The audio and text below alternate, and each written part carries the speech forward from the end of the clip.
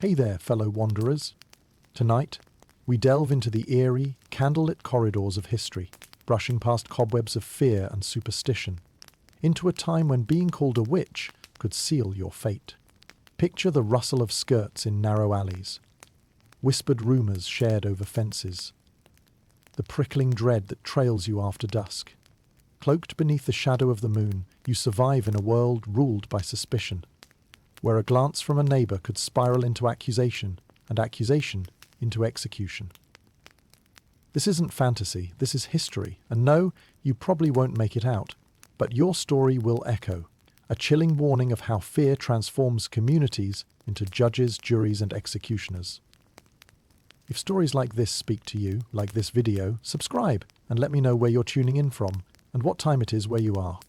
Now, dim the lights, let the fan hum, let the shadows lean in. Let's begin. The dawn of the 1600s wasn't kind to those with the misfortune of being different. Amidst the fog-laden villages and bustling towns, fear slithered through the cobbled streets like smoke, seeping into every crevice and heart. You find yourself living in a small, tightly knit community where any semblance of unusual behaviour catches the eye with hawkish intensity. Imagine, as the town crier announces the start of a market day, you find whispers curling around you like tendrils of incense. Neighbours huddle close, eyes darting, discussing the strange happenings of the night before. A cow falling ill? A sudden storm interrupting the unspoiled summer sky?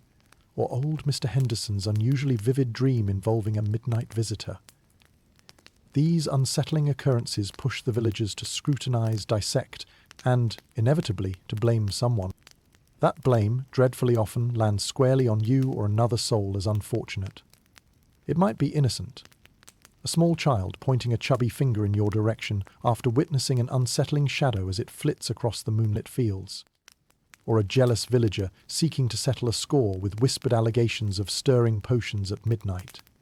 Just like that, the insidious seed of doubt is planted, tended, and nurtured by morning gossip and evening fears. An unfortunate birthmark, an inclination toward independent thinking, or keeping a collection of curious herbs can all be put to the fire as evidence of nefarious activities. You might be an herbalist, not uncommon for women of the time, with knowledge passed down generations. Yet in this precarious climate where logic withers under the shadow of ignorance, healing plants become the tools of dark magic, and your skill a dangerous threat. The very air you breathe feels heavy with suspicion, each breath treated as though it might carry whispers to the Dark One himself. Even the benign act of chatting with a beloved pet under moon's glow, a common comfort in those isolating times, draws sideways glances and muttered judgments, should your cat purr a little too enthusiastically, or a crow land too near when you speak. Picture this unease settling into your bones. You walk past the familiar forge, eyes veiled by the smithy's fiery stare, or at the bakery where fresh loaves are offered with hands slightly withdrawn as though your touch might taint. At church, psalms are a curious battleground where fervent amens are offered to counteract whispers of demons held at bay. The very act of living becomes a perilous dance on a knife's edge. Historians still argue whether these intense suspicions were fed more by religious zealotry or by earthly greed and conflict. What remains clear, however, is the omnipresent pall cast by the church's towering influence, raising stakes and tensions to an unbearable climax. Your life is no longer merely your own. It is a play scrutinized by steely glares of authority figures ready to cast the first stone. Smirking from the sidelines are witchfinders, who watch the wheels of fear turning with glee, knowing their pockets will soon jingle with profit. The idea of innocence feels elusive, dancing just beyond reach, a strain of music in a world drowned by noise and fear. Despite this oppressive environment, tiny rebellions spark within a cloak of shadows, small acts of defiance like sharing bread with a shunned neighbour or whispering courage to a frightened child. As this dark narrative unravels in the minds around you, it generates an almost tangible haze, a persistent murmur in the village tavern, a sharp intake of breath as a shadow falls across a doorway. Each day begins with a sliver of hope, a hope that the storm of paranoia will pass over you without incident. Yet, underneath it all, there's the grim awareness that one unsettling rumour, One wayward glance, and the hunt could come for you. Picture yourself embroiled in the ever-watchful gaze of your neighbours, a ceaseless, uncomfortable scrutiny that makes every step feel like it's scrutinised under a magnifying glass. In the tight-knit fabric of 1600s society, everybody knows even the smallest details of your life. A misplaced smile, a whispered word, or a night without the familiar church bell's call could set tongues wagging, sparking an inferno of gossip that might burn through your life with remarkable swiftness. As sunrise shimmers over the village rooftops, you make your way to the market. The palpable weight of watchful eyes presses against your back, not unlike the damp morning air. Eyes flicker with haste, glancing away when caught in the act. A vendor hesitates before handing you a fresh loaf of bread, fingers brushing yours with the faintest of trembles. In these fleeting and unnerving moments, it's plain to see that you live under an unsparing microscope. Every cough is noted, each expression scrutinized. It's as though your life is a stage and each neighbor an eager critic waiting for a misstep. The effect is disconcerting. An oppressive tension tightly wound around your daily existence. Accusations of witchcraft could arise from the most mundane behaviors. Something as innocuous as humming a tune unfamiliar to local ears or losing a chicken to a fox. Perhaps more bizarrely, even an unexplained curdled batch of milk could create enough suspicion to have you pointed at and whispered about. These people, driven by fear and a primal need for answers, assume evil must have a hand in what they cannot understand. Digging deeper into this village life, you notice patterns emerging from the chaos. Often those judged most harshly are the outliers, the healer with healing herbs stocked, the widow living her solitary life, or the eccentric soul who simply loves the full moon's silvery glow. Your individuality, so cherished in modern ideals, is your greatest threat here. Transgressions are noted, catalogued, and recited in hushed tones around hearths and within the church's echoing halls. Even the smallest infractions can snowball into abominable claims.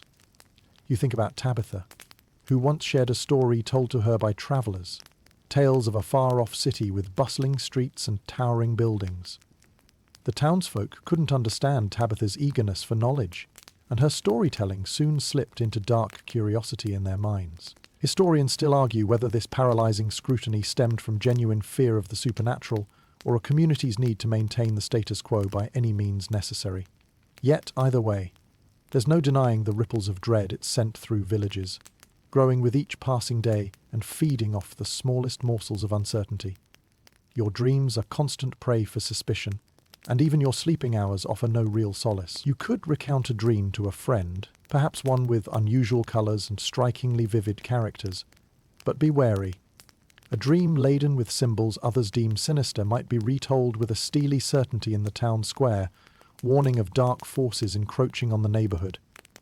Come evening, as shadows lengthen and merge with the star-studded sky, you try to find some comfort in the routines of dusk. Yet even the familiarity of a fire's crackle offers little warmth against the chill of hearing your name muttered breathlessly amid conversations.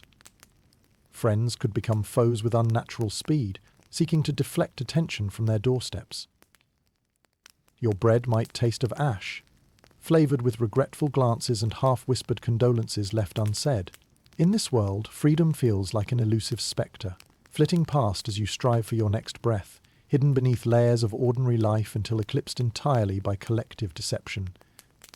Living under such intense scrutiny is exhausting, a battle of vigilance where the stakes are life itself. You experience each day as though you are tightrope walking, high above a cavernous drop, where wind feels ready to knock you from your precarious perch. Beneath your feet, the earth spins with fear and desperation, fueling suspicions in its wake. Nonetheless, even amidst this, small rebellions show through. A secret smile shared among the weary, a loaf of bread slipped into the hands of the shunned, gentle reassurances whispered to the child who passes alone under a clouded sky. Perhaps most unsettling of all is the knowledge that silence, too, draws scrutiny. Any attempt to keep your head down, to ride out this fever pitch of panic in hopes it dissipates, might be met with suspicion for hiding too much beneath a calm exterior. So every action is a calculation, an attempt to balance being just familiar enough not to draw attention while avoiding any hint of strangeness. With each draining day comes the realization that the watchful eyes of your community offer no safety.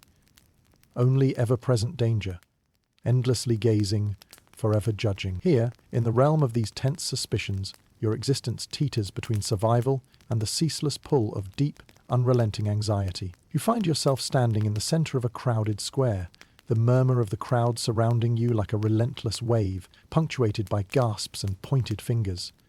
You're about to face what they call a trial by ordeal, a curious euphemism for what is essentially a primitive form of theatrical torment.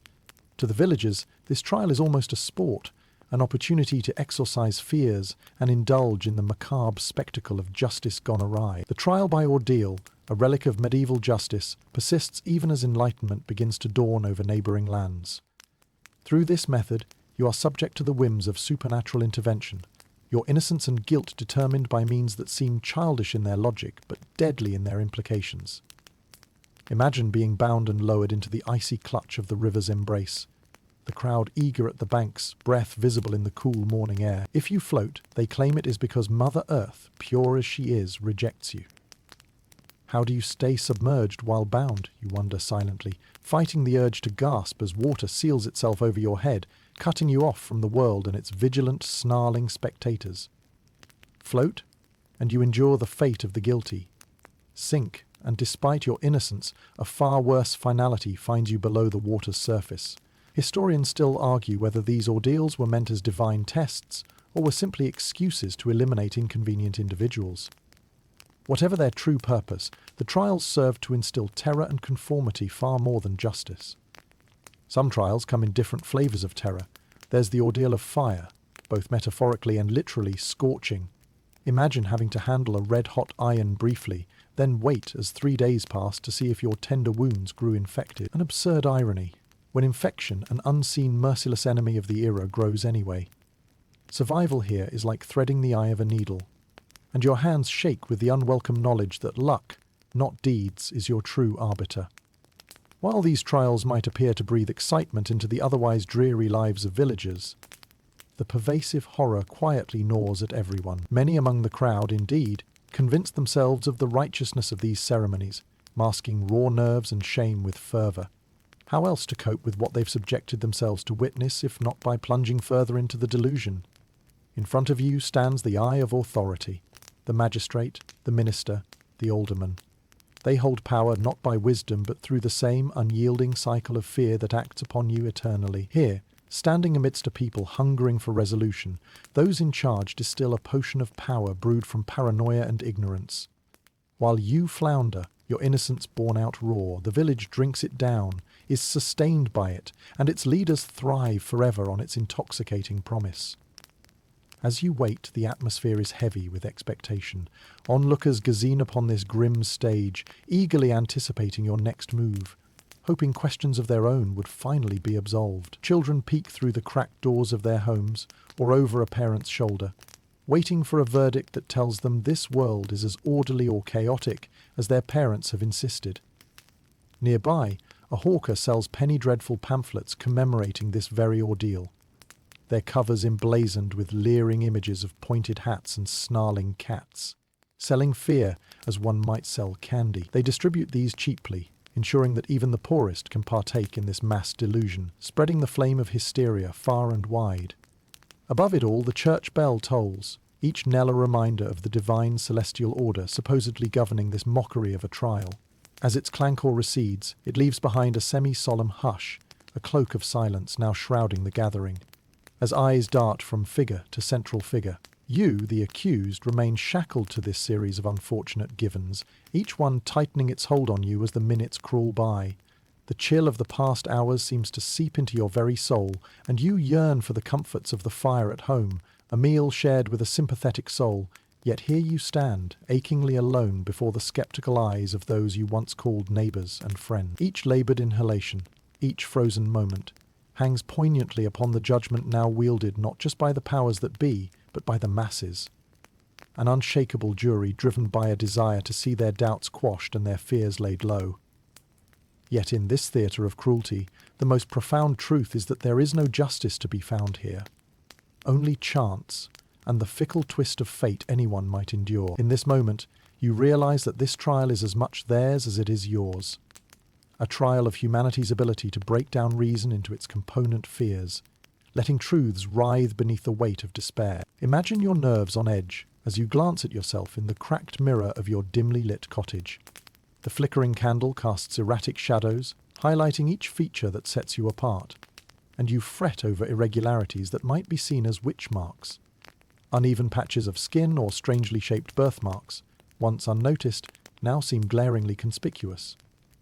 In quiet moments, you wonder if nature herself has conspired in these troubling times, marking you as an outsider. The witch marks, oh, they're mere aberrations, really. But in this world, they're evidence. It's astonishing, really, how easily a scar or mole becomes the whispered talk of the town, a visible emblem twisted into supernatural purpose by a narrative of fear. The scar from a childhood tumble signifies a pact with the devil. The birthmark on your arm, a sinister familial gift. Even a mark left by a stray thorn while foraging through the woods becomes a supposed brand of dark allegiance. Historians still argue whether these beliefs in witch marks stemmed from genuine superstition or were merely a convenient pretext for cultural control. Regardless, the fear is real. In quiet corners of your cottage, you catch yourself tracing these marks, now sources of anxiety, wondering how they might be perceived by those who trade in suspicions and judgment. Even as you keep to the shadows, guard your words and distance yourself from the curious minds, the natural world feels like a traitorous ally. Animals, those serene companions, are suddenly potential conspirators. A hasty whisper to your black cat as it darts across the hearth, and you've inadvertently implicated yourself in others' wild fantasies. You'd think the cat would be your only betrayer, but no, even your involuntary actions stir trepidation. You talk in your sleep? That could be communication with malevolent spirits. You're drawn to outlandish weather patterns, perhaps as a harbinger of storms, the sort that accounts for the collapsed crops and disapproved fishing hauls. In the forest, your affinity for herbs, previously praised for miraculous healing, raises eyebrows. A hobbyist botanist could find themselves cast as an herbal witch, their knowledge spun into tales of brewing potions and concocting poisons. Simple garden plants become sinister ingredients for spells no one truly understands, but everyone fears. The whispers become background noise, a symphony of paranoid mutterings, threading their way through the marketplace where vendors sell words as readily as wares. They chatter about Goodman Levi, surely mad possessed, as he stood at the riverbank in whispered conversation with a heron. And Mistress Lark, who collects strange stones surely groomed by time and tide for magic. It's a strange realization that even your most intimate emotions betray you. A day spent absorbed in melancholy might draw too much attention, suggests a pondering on your part, a kind of prophecy or illusory state. But laugh too heartily, and suspicion rises that you deal in mirth with impish delight. Modern times may consider these worries quaint, but they were as real and fraught as ever in this world contorted by delusion. You are left tiptoeing across this fragile boundary between mundanity and malevolent witchhood, a hair's breadth between fitting in and standing out. In such a climate, the boundary between quirks and significant omens blurs beyond recognition. The basket you use to carry grains is the same you rely upon to gather firewood from the witch-infested woods. Are you choosing each log or spell component, the gossips always wonder? Each choice, spoken word and gesture is another weight balancing on the scale, threatening to tip your life into chaos. Before long, knowledge, too, finds itself suspect. Curiosity about the stars, especially without a husband or a notion of geography beyond the village boundaries, could indicate a worldlier wisdom that strikes fear into the hearts of those unnerved by anything beyond the borders of their experience. Perhaps the most curious quirk, and one of the most frequent absurdities, is the use of familiars. Any small creature can become the vessel for these fears. Dogs, cats, birds, even toads have found themselves unwittingly cast in the role of insidious companions. Your neighbours see them as supernatural spies sent by a dark master, all because curiosity or companionship led them to your side. In this web of friends who could turn and shared yarns that frighten, you are a caught fly waiting. Every natural rhythm. The weather's chill, the dogs bark in the night, the wind alive with 1,000 voices signals potential danger. And so you maneuver around these markers, living beneath their oppressive weight, praying they remain mere curiosities and not the damnable evidence of a witch unfurled. In this world of curtain-drawn windows and half-heard rumours, you strive to become deft at hiding, skilled at remaining beneath notice, hoping one day fear's flash will pass, forgotten, behind you. The air tastes of incense and whispers as you make your way to the grand church that stands tall at the village centre, its spire reaching toward the clouds like a finger pointing to salvation. The church is an anchor in your life, drawing you into its formidable walls every Sunday.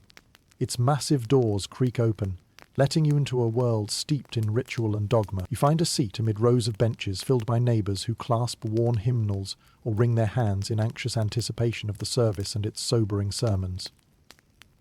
In this sanctuary, the air hums with the weight of zeal. You look around, familiar faces with eyes downcast in prayer, their devotion a display meant as much for others as for a higher power. The minister stands at the pulpit, his voice robust and commanding, rising and falling like a tempest wrestling with the wind. His sermon today is one of fire and brimstone, a warning to all who might stray from the righteous path, a path so narrow it's bound on either side by the dark forests of heresy and witchcraft. The Church, and more broadly the far-reaching arm of religious authority, is a mighty force in the 1600s.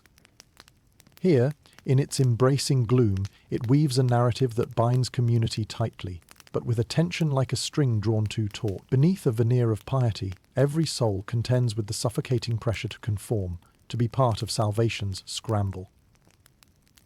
There's little room for errant thoughts or perceived deviations from accepted norms. Stepping out of line, even a hair's breadth, is to tread dangerous ground indeed.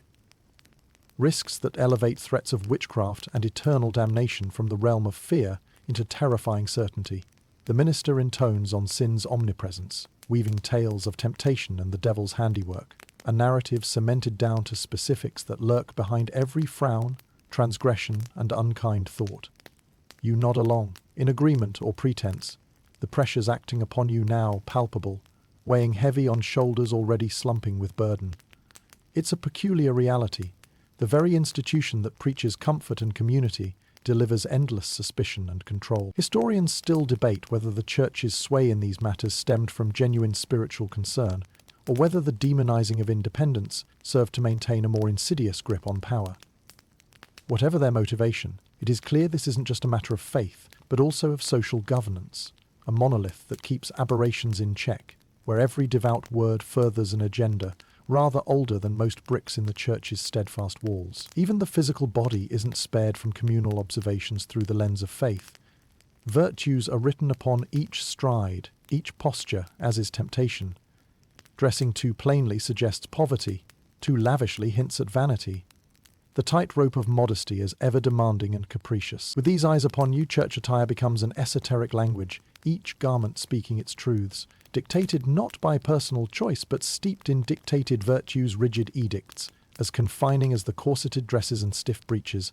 The church's role is not just preaching, but presiding, a duality that can see your behaviour lay bare for judgment in both humble pews and the court of public opinion.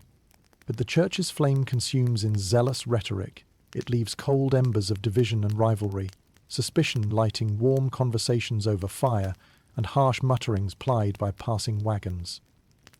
Consider, as you sit stiffly in the pew, the practiced litany of prayers, soothing even amid the minister's fervour. The memories scarred by ill luck and keen judgment. The widow burned at the stake last autumn, a grim lesson told in the guise of a parable, a tale of fever killed alongside the woman, extinguished, leaving only the smouldering morality tale behind.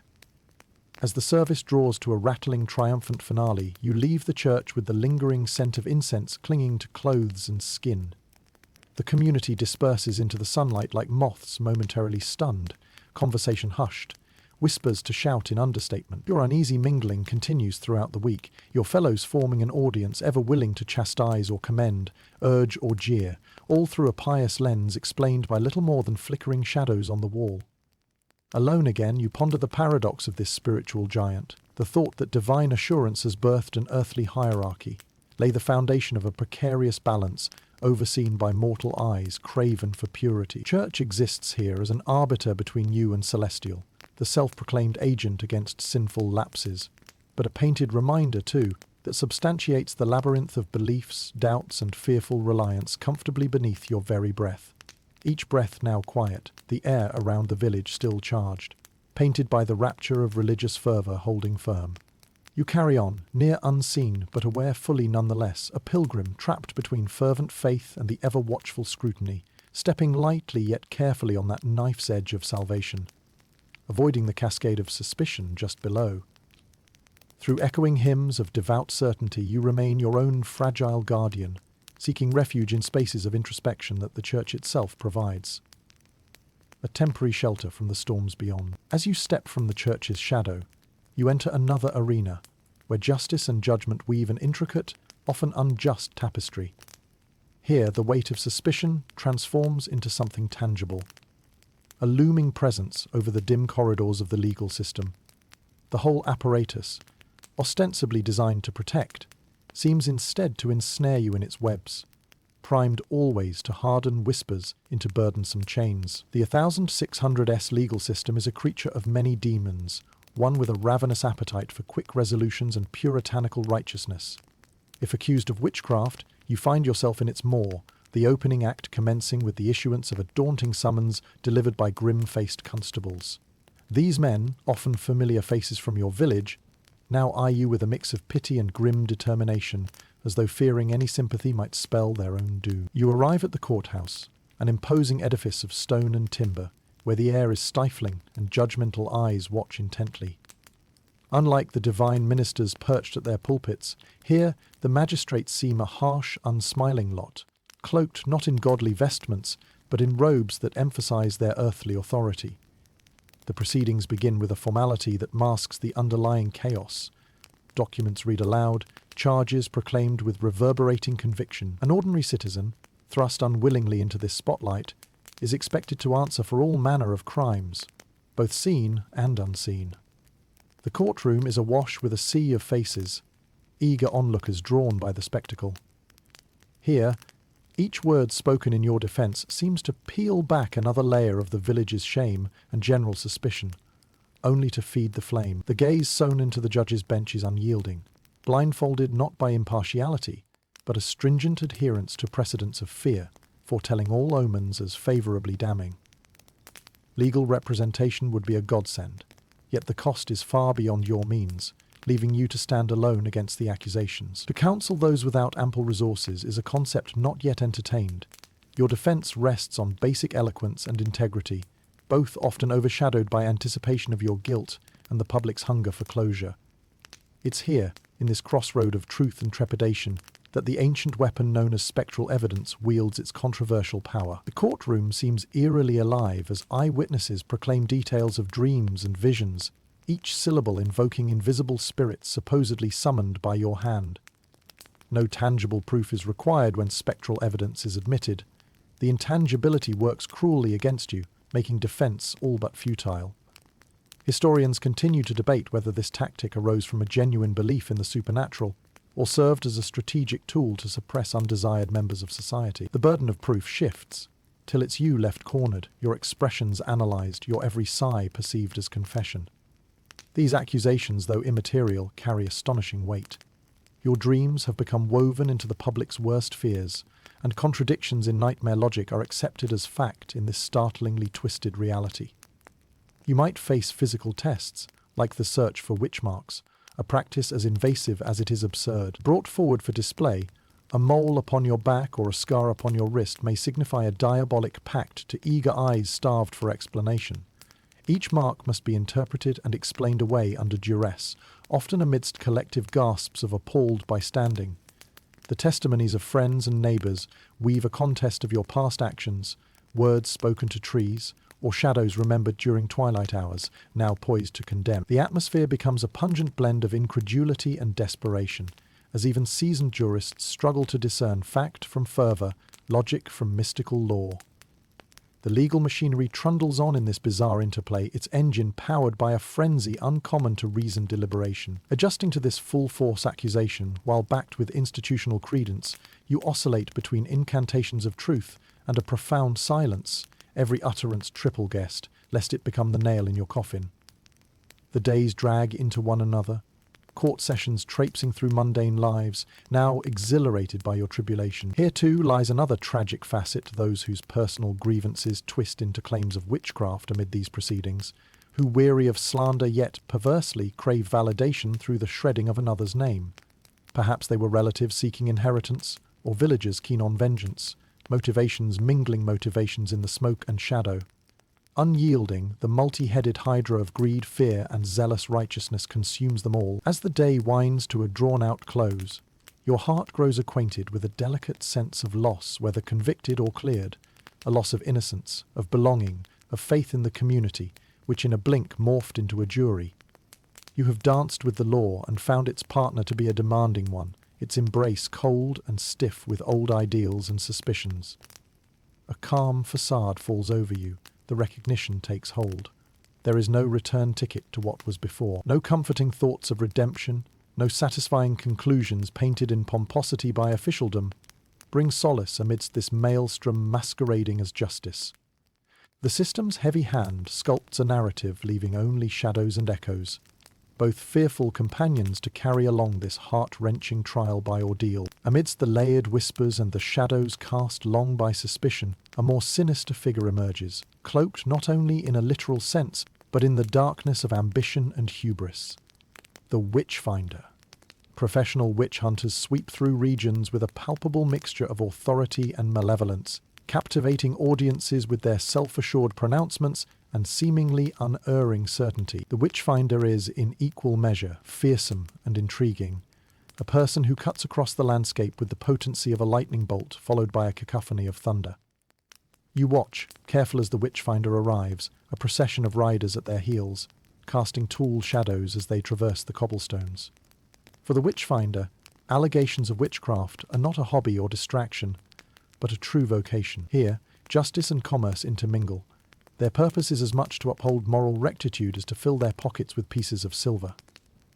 In this enterprise, they stand tall as arbiters, kings of their dire domains.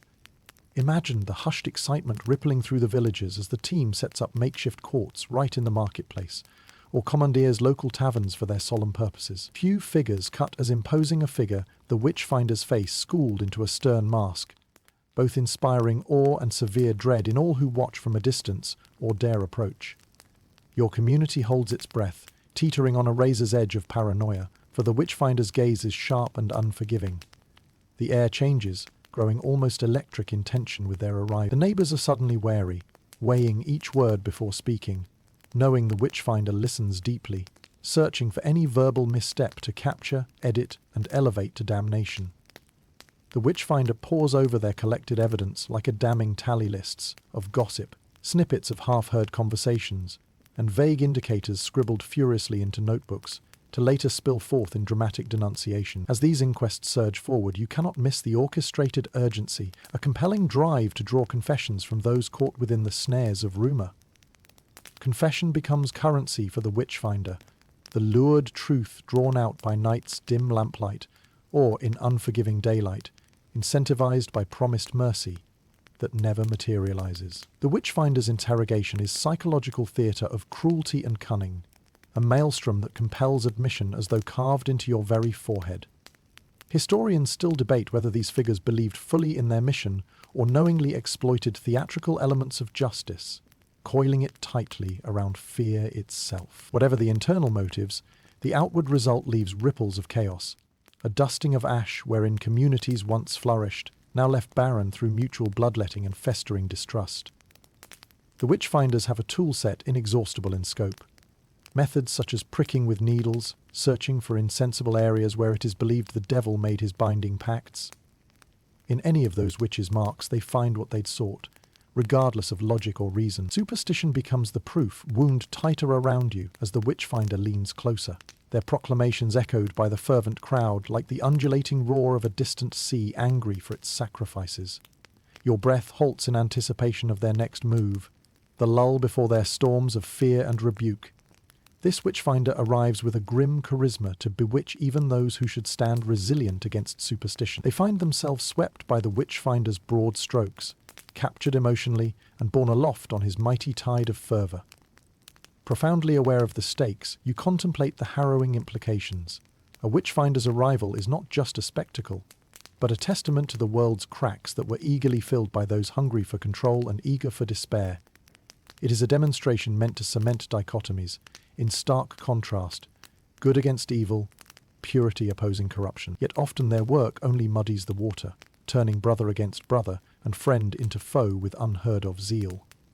When the Witchfinder departs, the remnants of their visit remain etched into the life of your community, a tapestry ripped in places, haphazardly stitched together by shaky hands in fear of further incursions.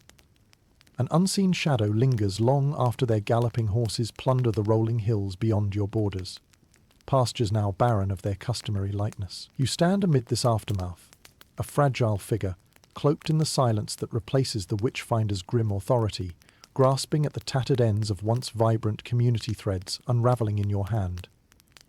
As seasons turn and leaves float down in gentle pirouettes, you ponder the legacy they leave behind. The Witchfinder may trot away with bulging purses, yet their trail reeks of burnt fields and chilled hearts.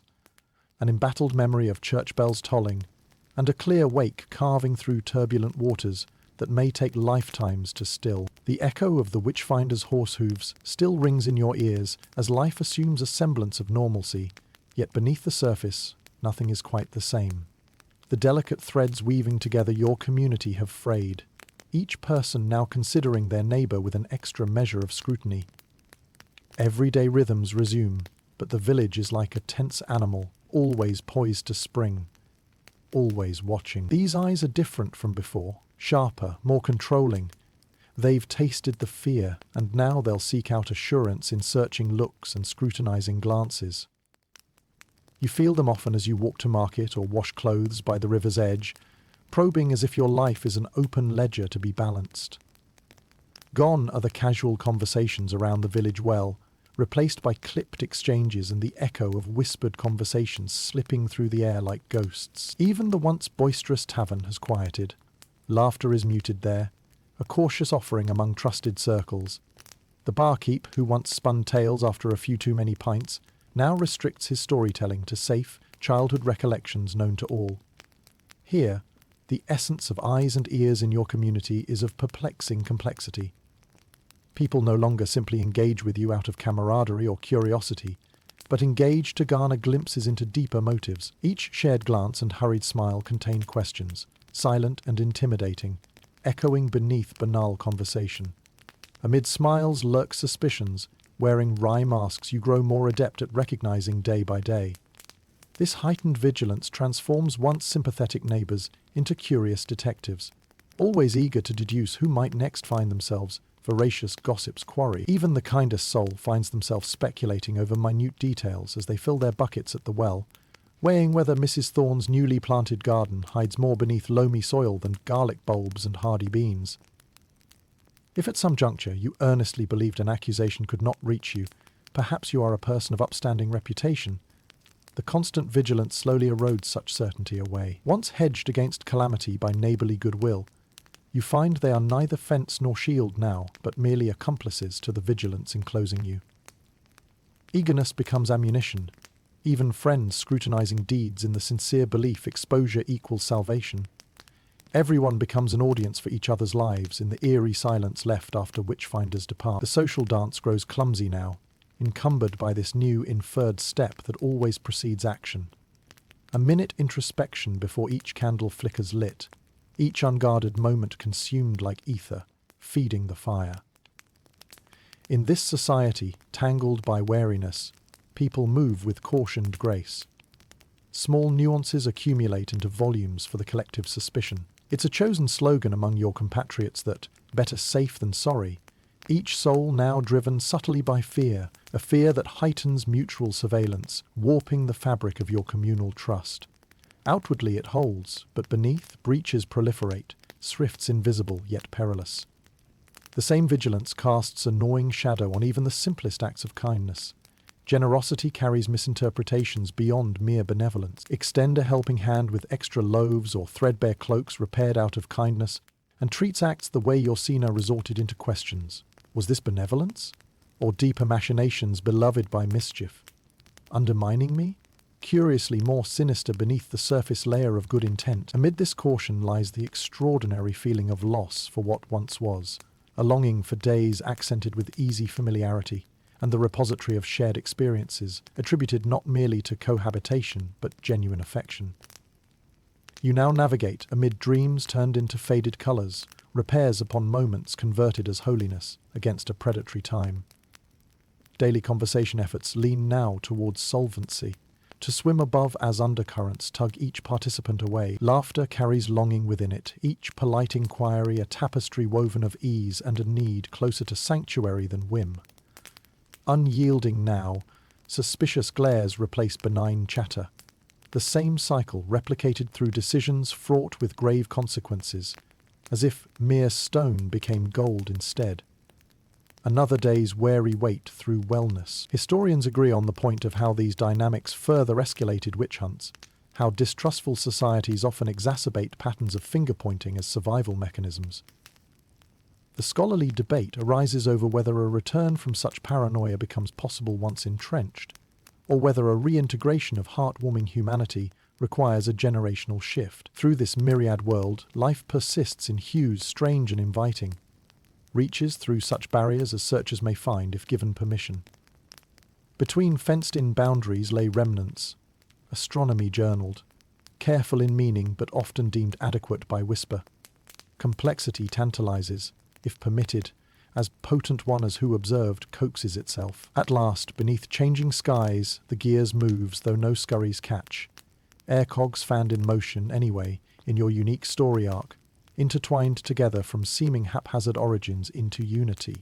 In these places, despite doubts, remain those moments where the unique embraces of past vacancies dispel uneasy inclinations, even as they creep closer, the longing for gentler times to reprise, to guard dialogues pioneering the richness of neighbourly sway. The nostalgia you carry breathes, albeit in shadowed sighs, across ploughed furrows of restraint, opposite horizon weaving life's exquisite epoch-bearing whispers and solace. As the sun slips below the horizon, painting the sky in hues of remorseful golds and purples, you find yourself navigating the shadowy netherworld of the village at dusk. It is a time when dreams are woven, stories spun, and suspicions deepen in the clandestine mindscape of sleep. In the narrow corridors of your dwelling, you whisper your hopes into quiet corners, hoping that neither walls nor floors will betray you by echoing these to eager ears. For in this time-bound world, dreams hold sway over reality in perplexing ways. The realm of sleep is no sanctuary. Instead, it is repurposed into a battlefield where truth and illusion wrestle. Here, the boundaries separating waking thoughts from the imaginative tendrils of fear and suspicion dissolve, leaving dreams as both refuge and threat, an arena capable of constructing convicting narratives overnight. It is this domain where spectral evidence finds its roots, an absurd yet powerful weapon, leveraged by those who prey upon the untamed corridors of the mind. Your dreams, seemingly private, weave into the waking world's tapestry through whisper and cautionary tale, but instead of wrapping you comfortably within their mutable embrace, they threaten to unleash an avalanche of consequences should the wrong accounts reach the wrong ears.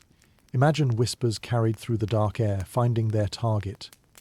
Attestations spring forth not from solid reality, but visions crafted from your mind's crevices.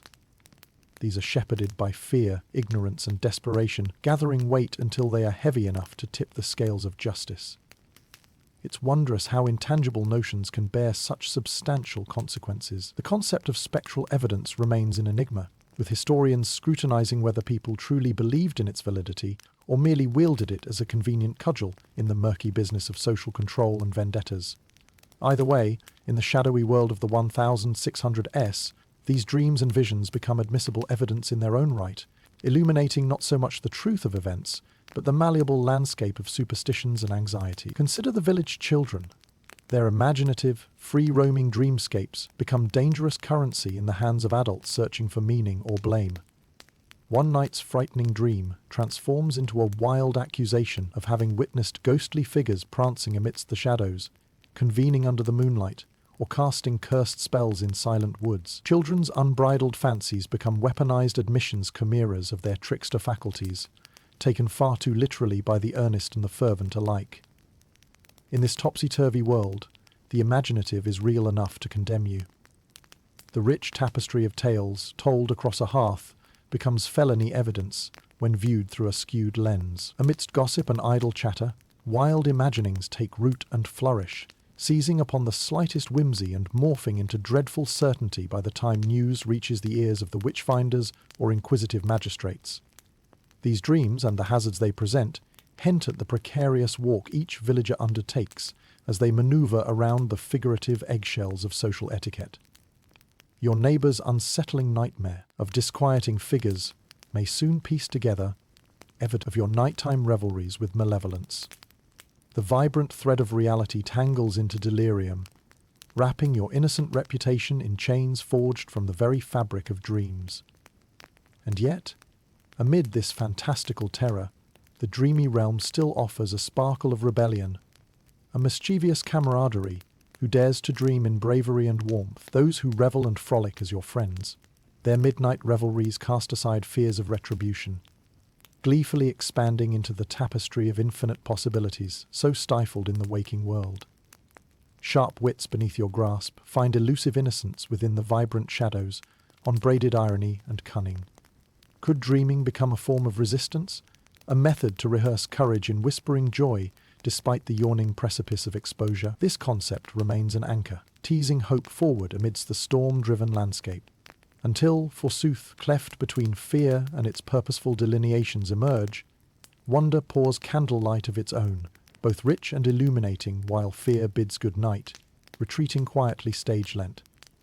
Thus, within shadows hold, as the night stops its wary dance, the silence emerges grand and stately, past those who seek its cordial agreements, sowing contemplations laced in humane clarity. Finally, the myriad pathways across dreams cannot always capture the reflection of absolute righteousness and perception warps, which pokes a jaded eye as deeply impure, hinting to an alternate fellowship that cannot be torn asunder, in the end, by heart's treacherous fate. Beneath the dull glow of the moonlight slipping through the barred window, you find yourself confined within the cold, unyielding walls of a dim cell.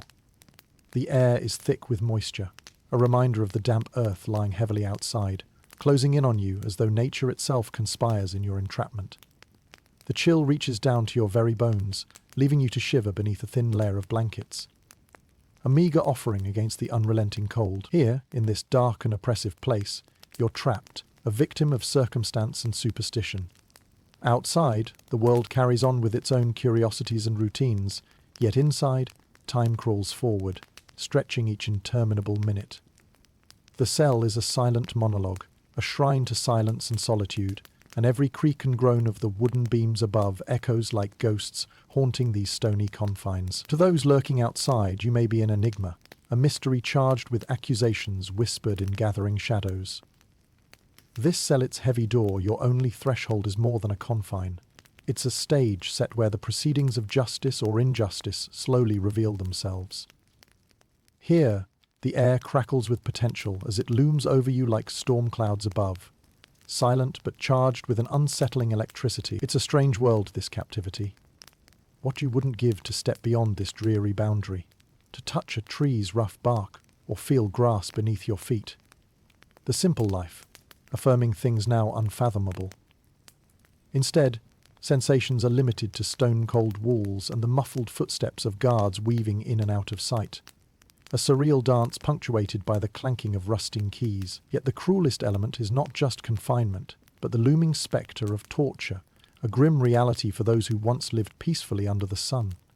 In this age, so filled with pastiches of truth and lies, extracting confessions by force is not just accepted, but expected.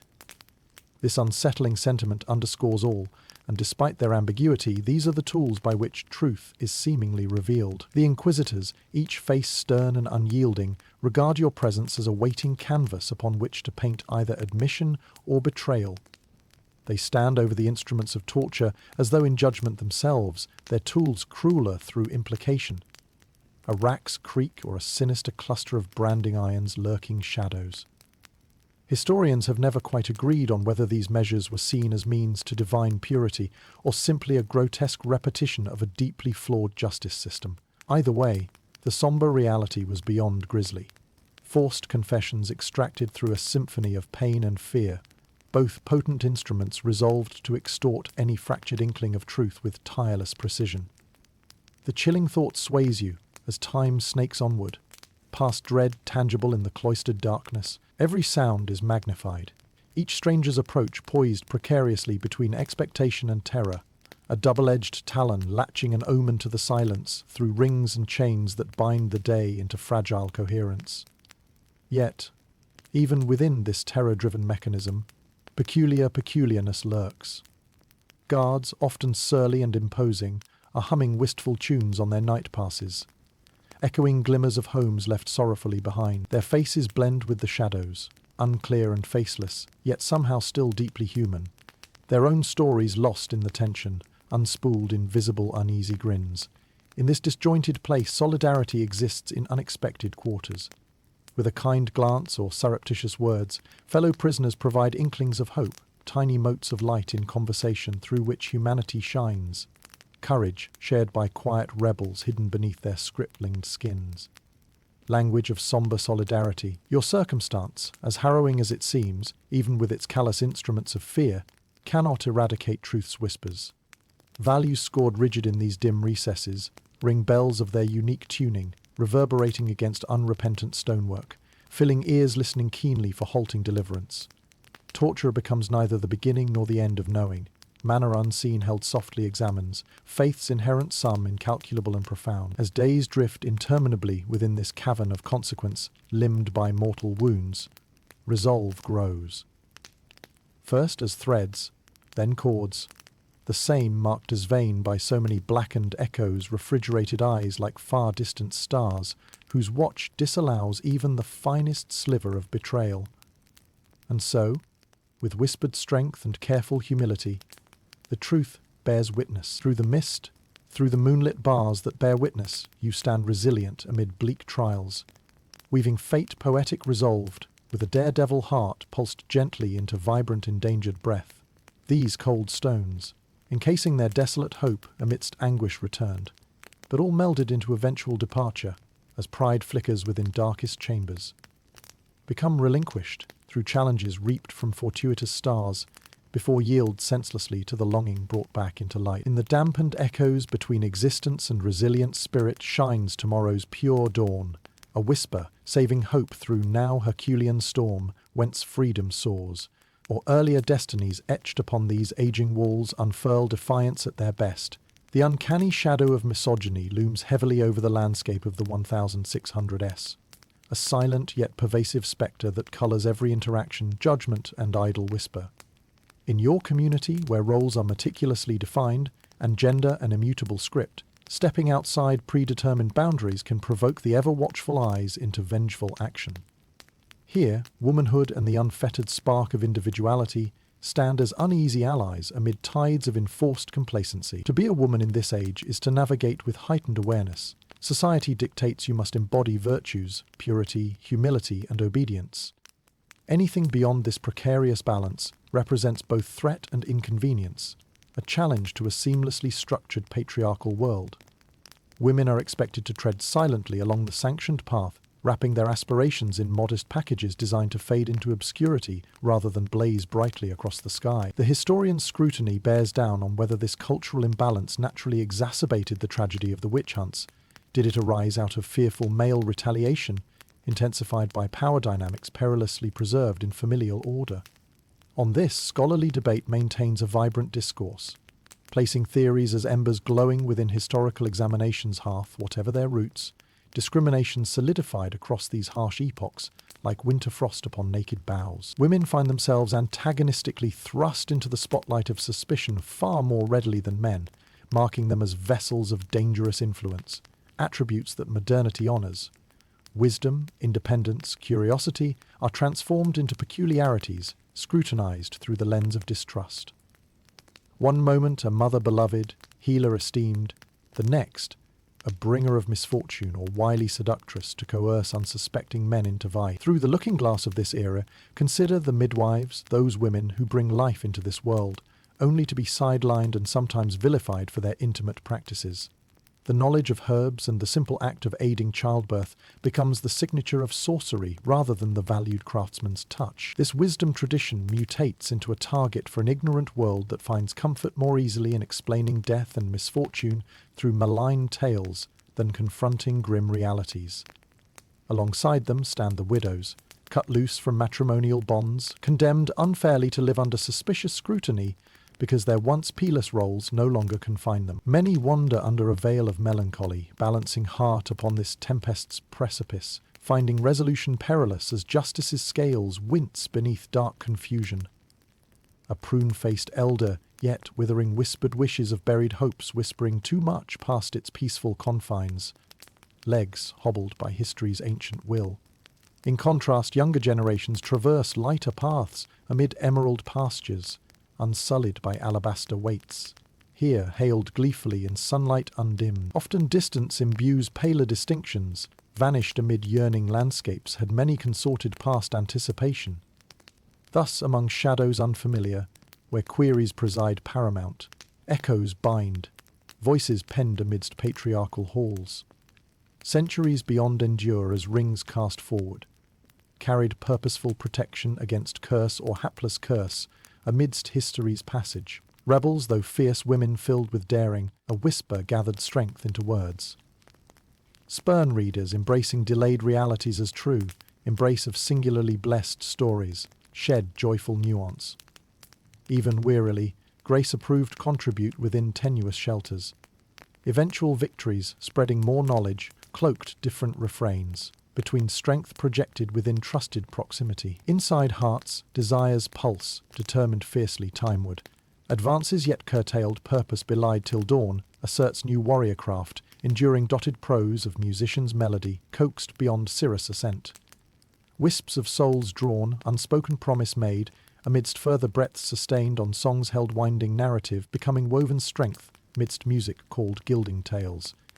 Along influence though harbours shores, catalyst eye-defining pictures exposed through culture's light. Ideas hold potential, the unsifted rocks of past intentions, yet to ruin into reach or coalesce unto this world's most inspired chorus. Purpose sustains orchestrated aloft through voices explorative, boundless upon limitless realms crafted amid represented genus, poised humanist crescendo, immeasurable and redemptive, amid diversity's matrix woven into dawning legends. Upon pages unfolding perpetually, everlast world intentions growing through ancient songs unheard, filtered neath resonant gestations, resplendent through cycles eternally past. Venturing beyond familiar shores, your journey stretches across turbulent seas to lands steeped in a timeless tapestry of myth and foreboding. The witch hunts aren't a burden borne only by insular villages or solitary hamlets.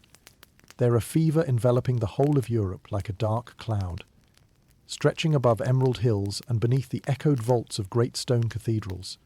This hysteria respects no borders, turning the map of Europe into a patchwork of fear and persecution. Imagine setting foot in the shadowed alleys of a German town, where the Börse stands with consternation over grain manifesting less yield than expected, and bell-capped jesters flicker nervously by frosty gabled edges. Stories hard-etched across faces marked by strife's ilk. The fear of witches here is woven into the fabric of daily life, founded upon 1 part superstition, 2 parts the consequence of untilled soil hardened beneath heavy skies.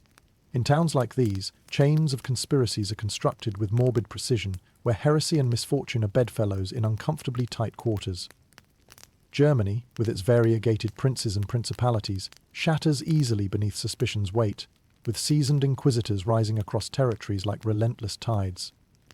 They convene synods where black-clad men lock onto your eyes and read dark tidings in the air itself. Here, witch trials claim victims in waves, hundreds swept away on fates indelibly inked into history, ensuring they will not go silently into the annals of time. As unsettling as this is, it's a solemn journey to the Highlands of Scotland, wrapped in mist and mystery, a place where winds howl down glens and across lochs, wild, untamed as the superstitions that walk arm in arm with the fair folk of legend. Here, witchcraft charges cover all manner of ills, from lost cattle to tainted wells. Scotland's witches find themselves condemned not just in courts, but within the tartan folds of deep-seated tradition, where calling a witch Caliach invokes powers of transformation that repel complacency. Across the North Sea, Scandinavian countries, tethered to their old gods and new Christian doctrines, present a uniquely stoic but fervent pursuit of witches. The dark winter cloaking them in endless night seemingly evokes ever-hovering spirits beneath. Honourable visors and horns clad by spirits choosing thirst for embrace among forested hollows. Women cast curious glances over threshold and hearth, inevitably slow, drift to flame-lit huts, where sketchy symbols on uncomfortable islands lie beneath concealed green chaos. It's a curious fable of sin. The colourful swirl of folk memory muddles together with clerical decree and civilized error a great swath of unyielding fear veiled behind the cold beauty and melodic accents of Scandinavian hinterlands. Caught within these celebrated boundaries are witches, sought from fjord to fjell, where shadows knit the land, misting memories past, wrapped in light. Trials here were often harsh and relentless, the northern chill serving as an icy reflection of the austere pandemic of persecution. Historians have long dissected this European nightmare, exposing the roots enmeshed within political ploys, economic upheaval, and the widespread tumult created by religious reformations. Scholarly arguments attempt to untangle whether zeal fueled the witch hunts more fiercely than material gain or political chess moves. Therein lies the conundrum of whether fear and hatred alone can spark such harrowed flames, or if there were always colder calculations at play. Meanwhile, as Europe trembles, the fervour transcends continental edges, French narratives of crones in lavender fields, Italian sighs inscribed among olive-press shadows reciting macabre rites, Spanish cortegis intending subjugation through another's wretched, ignominious plight. The continent becomes a cauldron, boiling with deep mistrust and grasped strenuously against impossible widths. A dance amid parody, lanced through sensitive fibres connecting families subsisting by embers. And so, with each border crossed and every culture surveyed, you weave through this tangled web of fear and cultural intertwinement. The evidence in every paranoia echoing across the lands is that humanity, beneath the garb of judges or victims, seeks to find narrative coherence amid chaos through folly's labyrinth.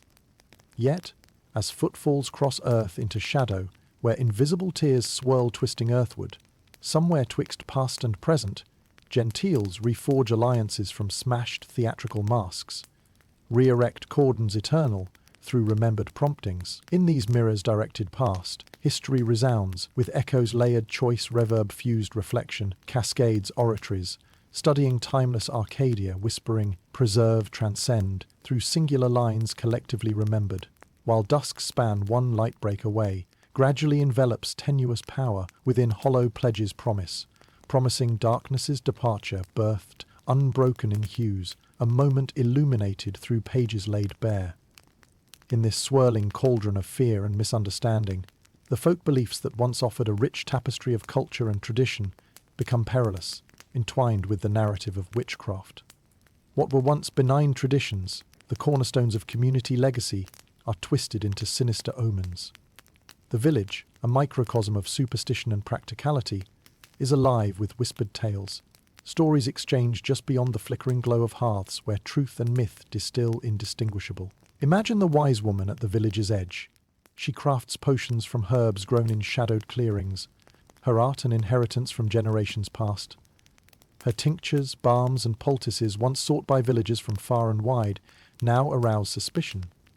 Her knowledge of nature's bounty, her capacity to heal, reborn as the fabric of divination and devilry in a cast uncertain. Her ability, a once prized skill in attending to ailments, morphs into law, a sign of unnatural communion. Instead of reverence, her gifts draw narrowed eyes amid accusations, hidden within cloud-clovered folds.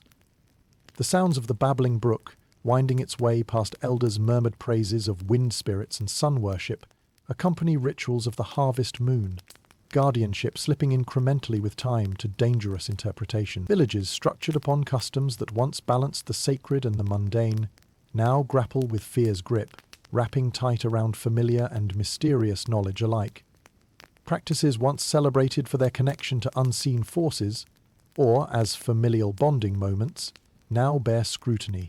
The well-observed dance around ancient stone circles, reimagined as covens conspiring under darkling skies. Europe's cultural landscape is rich with such traditions, stories tracing fingertips across forgotten runes etched deep within ancestral memory.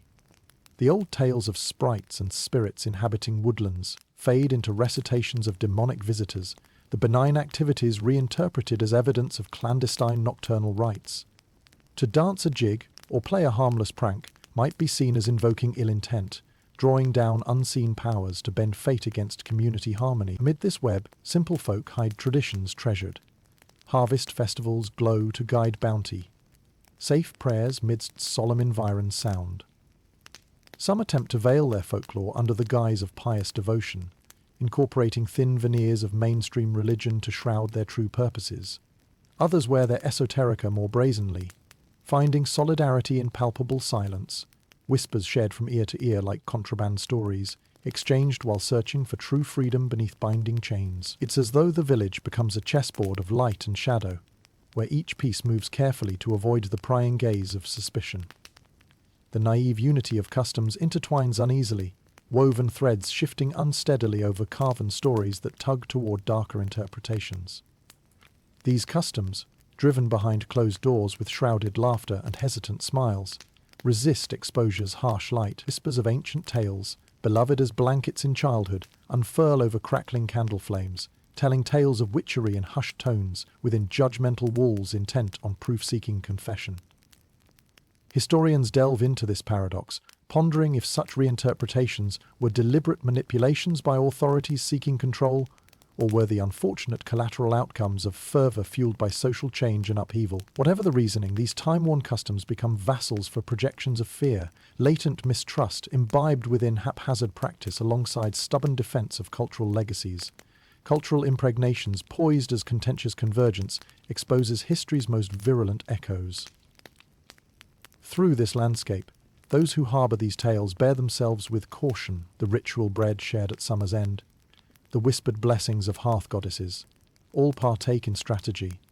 Both axis and means precipitate, somehow sidestepping danger, articulated from council's chorus out. Their lives reflect persistence and resilience intertwined with unwritten codes hidden beneath antiquity's recount. Where histories rise like whispers through persisting summer winds, here exists a tangible connection, a thread binding each erosion of timeless soul woven intrinsic into these familiar relationships. Each quaint folktale carries wit through similarities marked as such, distilled from tales told once curled in myriad beds long ago, which some cast as fact while others incantate alternate prayers to spirits past, spirit weavers clandestine, and together engage at twilight hours call, suspicion's contrary facet rings, within recount untouched by fear, set store above all hidden near, lifting veils through nightshades flow, hold past and future sure tomorrow, and so keepers of the earth endure, carried by tradition's secret lives, astride truth folded among stories whisper twined, as singular pathways flourish midst twilight layers, ascendant to horizon's sunlit edge. As dawn rises over the cobblestone streets, the village hums back to life, the comforting rhythms of everyday tasks punctuating the morning air. Yet, alongside the whispers of ordinary discourse, another voice asserts its influence. A voice louder, more pervasive, tirelessly spreading fear and misinformation. This voice belongs to the printed word, a force that in its infancy promises knowledge, yet sows confusion and alarm in equal measure. The printing press, that ingenious marvel, is both the boon and bane of the witch hunt era. It wields the power to inform, to educate, to bring far-flung news to local doorsteps. But in this unfolding epoch, it also becomes a tool of hysteria, amplifying superstitions and stoking the flames of witch fears across the land. Pamphlets, broadsheets, and lurid tales, cheaply printed and widely distributed, have become travellers of dark stories, carrying tales of witch trials and gruesome executions, all wrapped in lurid and unsettling sheen. Imagine picking up a broadsheet at the market, its text sprawling out like thunder rolling through stormy skies, each carefully crafted word steeped in shock and awe. The front page bears dramatic woodcuts, stark and haunting, twisted old women, wild-eyed and clutching familiars, depicted with wicked grins. These images crystallize in the communal mind, reinforcing the archetype of the witch, layer upon layer, until the boundary between art and reality blurs into silence. Without much oversight or fact-checking in these publications, sensation is what sells fear as currency. Creators of this printed content wield words both admirably poetic and viciously cutting, spinning ritual crimes into enthralling spectacles. It's in these pages that confessions are dramatized, accusations embellished, even public executions sampled and depicted, not unlike the gruesome acts they intimate. An execution witnessed only by hundreds might now reach thousands, lending the illusion of proximity through the scrawled ink. These pamphlets ensure that stories spread faster than ever before, reaching distant lands and stoking imaginations with each exaggerated telling. In the taverns and market squares, people stop to discuss what they've read. They become modern birds of ill omen themselves, carrying and chirruping tales distorted and amplified far beyond their roots. Within days, such stories mutate and evolve, discussed voraciously and with a zeal that consumes logical reflection. These stories do not just retell events, they reshape reality. Historians still explore the impact of the printing revolution on the witch hunts. It stands as an indelible paradox, a tool of enlightenment becoming unintentionally a harbinger of darkness. The accused, isolated in their suffering, become unwitting characters in these tales, caricatures bereft of humanity, serving selectively to entertain and horrify their audience, rather than inform or elucidate. The apocrypha spreads, reaching remote villages where fear is a frequent visitor. With every new pamphlet, more ornaments are added to the witch's legend. Each antagonist in these grim sagas is emblazoned in public perception, tethering you, the reader, tightly to spectral horrors they wield within daily encounters' disquiet.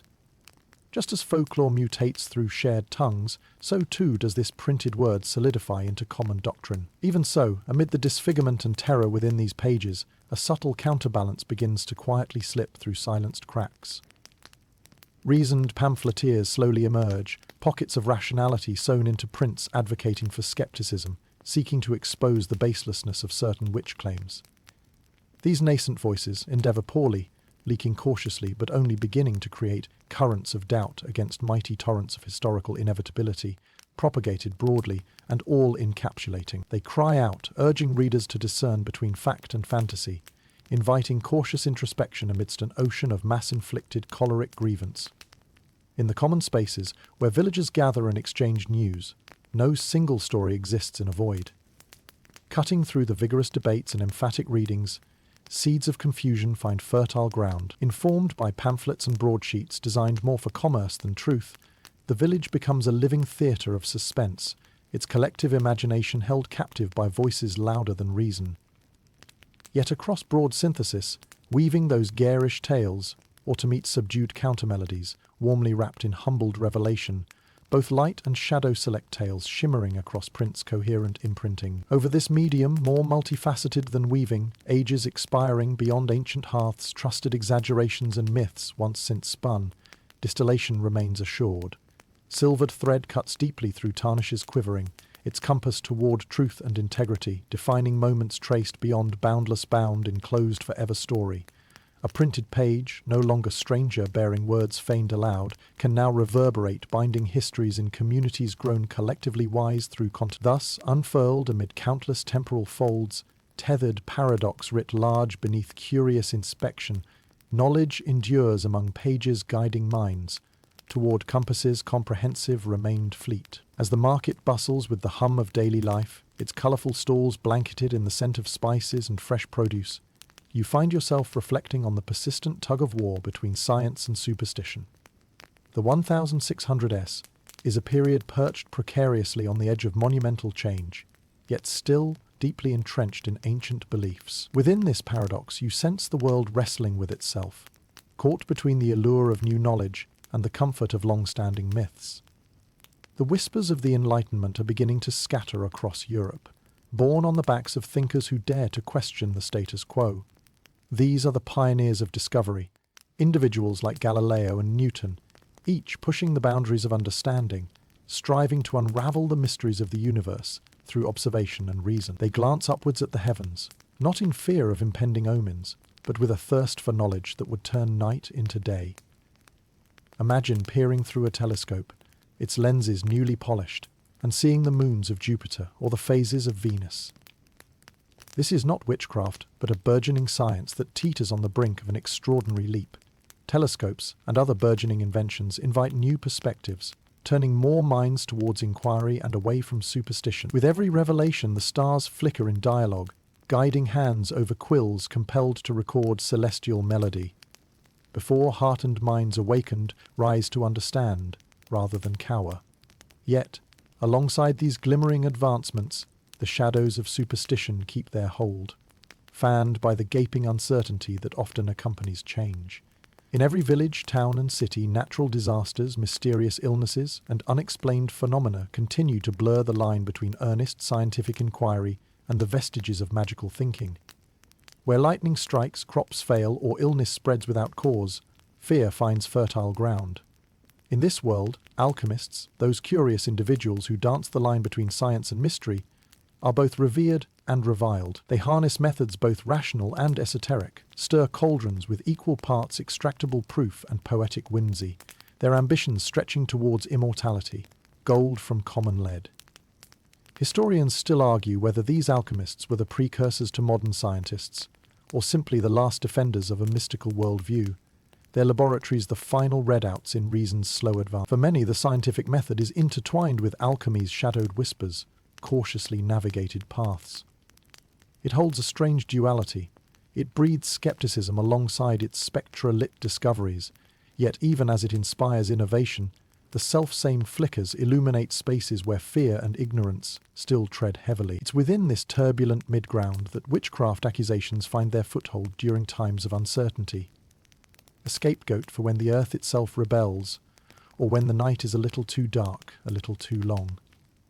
As the conversation meanders through the market stalls, it mingles with laughter, the joyous sound of children darting through the crowd, their playfulness untouched by the weight of adult worries. And there, in the vibrant clash of voices, lies the burgeoning hope that understanding might one day eclipse fear in the collective heart of this era.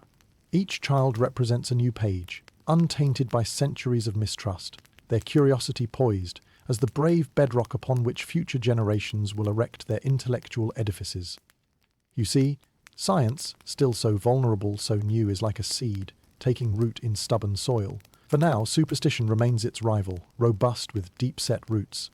Yet the zeitgeist shifts subtly, independent in ripples and whispers, gaining fortitude so measured that it transforms gently over time. It is a lantern flickering valiantly through skepticism's murk, as unknown but cherished voices offer pathways, guided endless aspirations set to constant weft eternal architects, whose symbols defy chambers' tethering, retaining handed compasses. Here is where true potential lies, the eventual reconciliation between these two forces, rendered no longer opponents but partners, each furnishing humanity with both the caution of dreams and dreams' undeniable necessity. Indeed, beneath enveloping presence, amidst nature writ largely, thinly held upon faith-bound writing, progress emerges. Shaded nuances, imagination, and logic, collectively coalescing, no longer divide lines, their passage forfeit union over substance, expressed throughout infinity's idealized wonder, marked. Amid this blended canvas, endure blooming seeds, planted for exploration's future, a plea embracing time's far-reaching hopes, alongside enduring tales spun atop invisible stage. Awaiting approaching dawn, clear sunshine, dawn through starlight, spark forever renamed.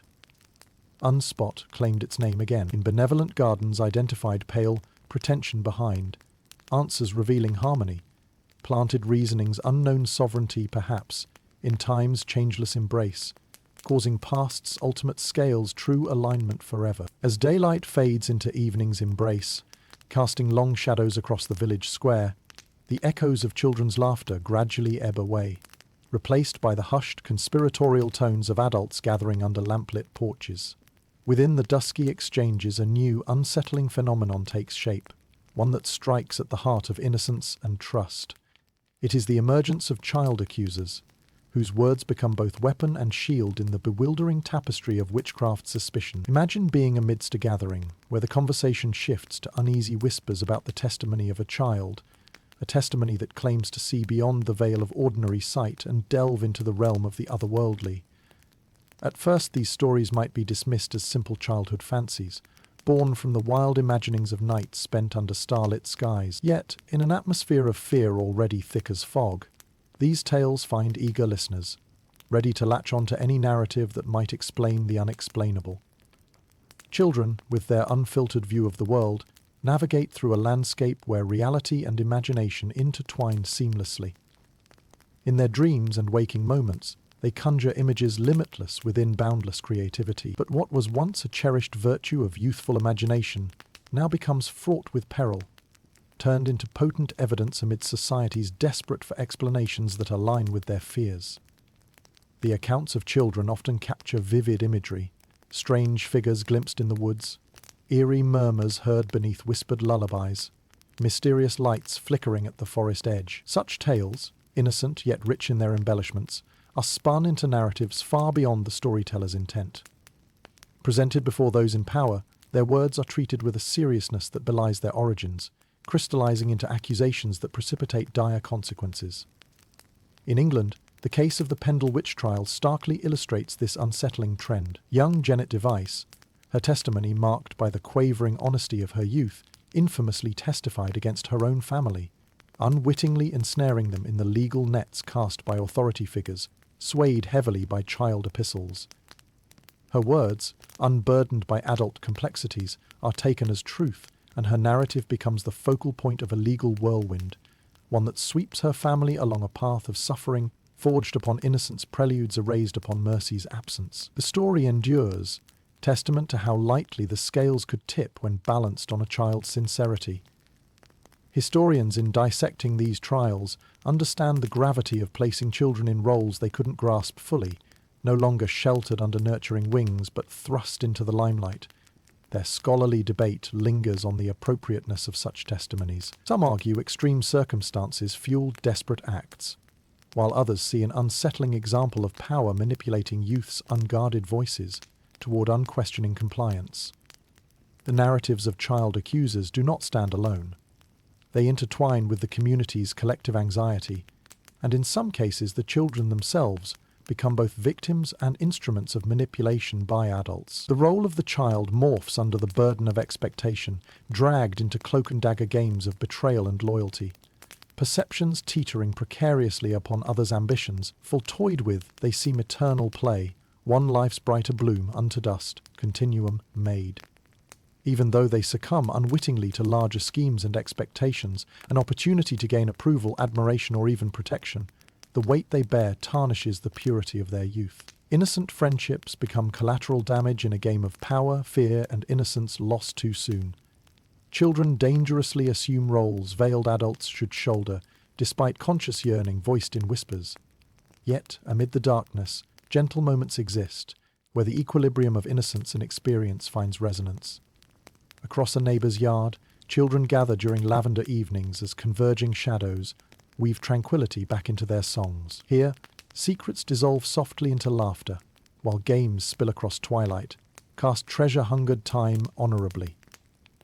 Here, dreams reassert harmonic sway, children fostering the universe upon eternal toy parables, woven deeply through tales' root amid harmonious compassion. As the night deepens into this lingering nexus of trust and suspicion, the enduring cycle of childhood persists. Despite the unwarranted weight by time carried on tender shoulders, each spoken word bears potential laced ephemeral beauty, songs transcending ages' withered drapery and past-tempered trials. Such moments remind us all of childhood's enduring resilience, lost among labyrinthine games grown-ups play, with shadows beneath stories spun in stark skybound infinity, regaining colour at truth where innocence and wonder never cease to bloom, vulnerable yet invincibly throughout life's halted annals. In this chiaroscuro dance, fragile as it is beautiful, currents erase darkness upon rising, planting seeds of future strength shadowed long beside emblematic horizon-bound myths, sheltering young astronomers among vernal rebirths, and emerald attire fields forever conversing spoken sun shadows born. Resting canopy. Light between Earth's warming smile, painted Promethean miracles. Recounted towards eternity's telling uprising dawn. Now intertwined simple sacred paradigm fables, endless time past, in the dim confines of a candlelit chamber, where shadows stretch long across rough-hewn floors, You sense an atmosphere thick with a peculiar mixture of dread and defiance. It is the moments leading up to the witch trials, a crucible of fear, yet amid this fear stands an astounding resilience. The voices of the accused witches themselves, speaking their last words with a poignant combination of bravery and grace. Imagine being seated in the gallery of a makeshift courtroom, the air swirling with murmurs as those assembled shift uneasily on wooden benches. Their faces blend into a spectrum of eagerness and concern, all eyes fixed upon the accused standing resolute at the centre. Here, where past and fate converge in callous deliberations, you watch as each accused witch takes their place, not as the villains of garish hyperbole, but as the fallen heroes of their own narratives, hauntingly human. In the village, stories abound of remarkable figures who faced the gallows with dignity that becomes legend, tales reverberating through time with the power of enduring testimony. These women, caught in the throes of mass hysteria, often use their final public moments to assert their innocence, defying their accusers with words as sharp and clear as the blade of an axe. Consider, if you will, the voice of Bridget Bishop in Salem, speaking with unwavering conviction as her eyes burn into those who point accusingly from the darkness. Historians argue over whether Bishop was truly guilty of any crime beyond being a woman who lived unabashedly, with a light in her eyes that spoke of freedom, both feared and envied. Her last words echo throughout the chambers, a courageous stand not just for her life, but in defiance of the entire madness swirling chaotically around her. Then there's Elizabeth Gaunt, who faced execution during the monstrous 17th century witch hunts in England. Gaunt met her death not with despair, but with words of forgiveness for those who condemned her, an act of profound grace that reverberated beyond the conclusion of the trial, planting seeds of doubt among the watchers. That she maintained the light of compassion within her heart speaks to the indomitable resilience of spirit, seeking to heal even as life slipped away. Each statement, each gesture from the condemned, carries with it the weight of life's finality. Yet instead of yielding, these last words rise as calls to the better angels of human nature. Through the smoke and dark, piercing the fog of uncertainty with a clarity clear as crystal, whispers of innocence ripple, a vivid challenge to chaos's claims. As these moments unfold, the village tapestries alter, stories once whispered in fear now shimmering beneath the light of transformation. Those tales are transformed, fear once felt becomes admiration in the recounting of these scenes, where courage thrives amid despair and shapes the folklore of tomorrow. For many, these heroes' unyielding declarations ignite flame to ideas cherished yet quietly overlooked, a yearning for justice that transcends the muddy fears hunting them once. The condemned words hammer out sparks, igniting others' minds to question what they'd long held certain. Doubt creeps into rigid beliefs, confounded by the potency of truth spoken despite chasm's edge, unavoidably beckoning below. Though closure is a distant star many never witness, the ripple effects remain palpable in their understones. Within histories learned piecemeal and tales echoed, those accused leave behind legacies more profound than tender roots possible among their earthly confines. They become the backbone of fables, recognizing common humanity's vivid dimensions, expanding beyond confines prescribed myths, amplifying whispers upon windspread echoes between worlds. Understand in justly recollecting these narratives, historians still engage debates concerning multitudes over the oft-cited motivations compelling witch trials themselves. Many acknowledge reactions egged on within a convergence of socio-political forces.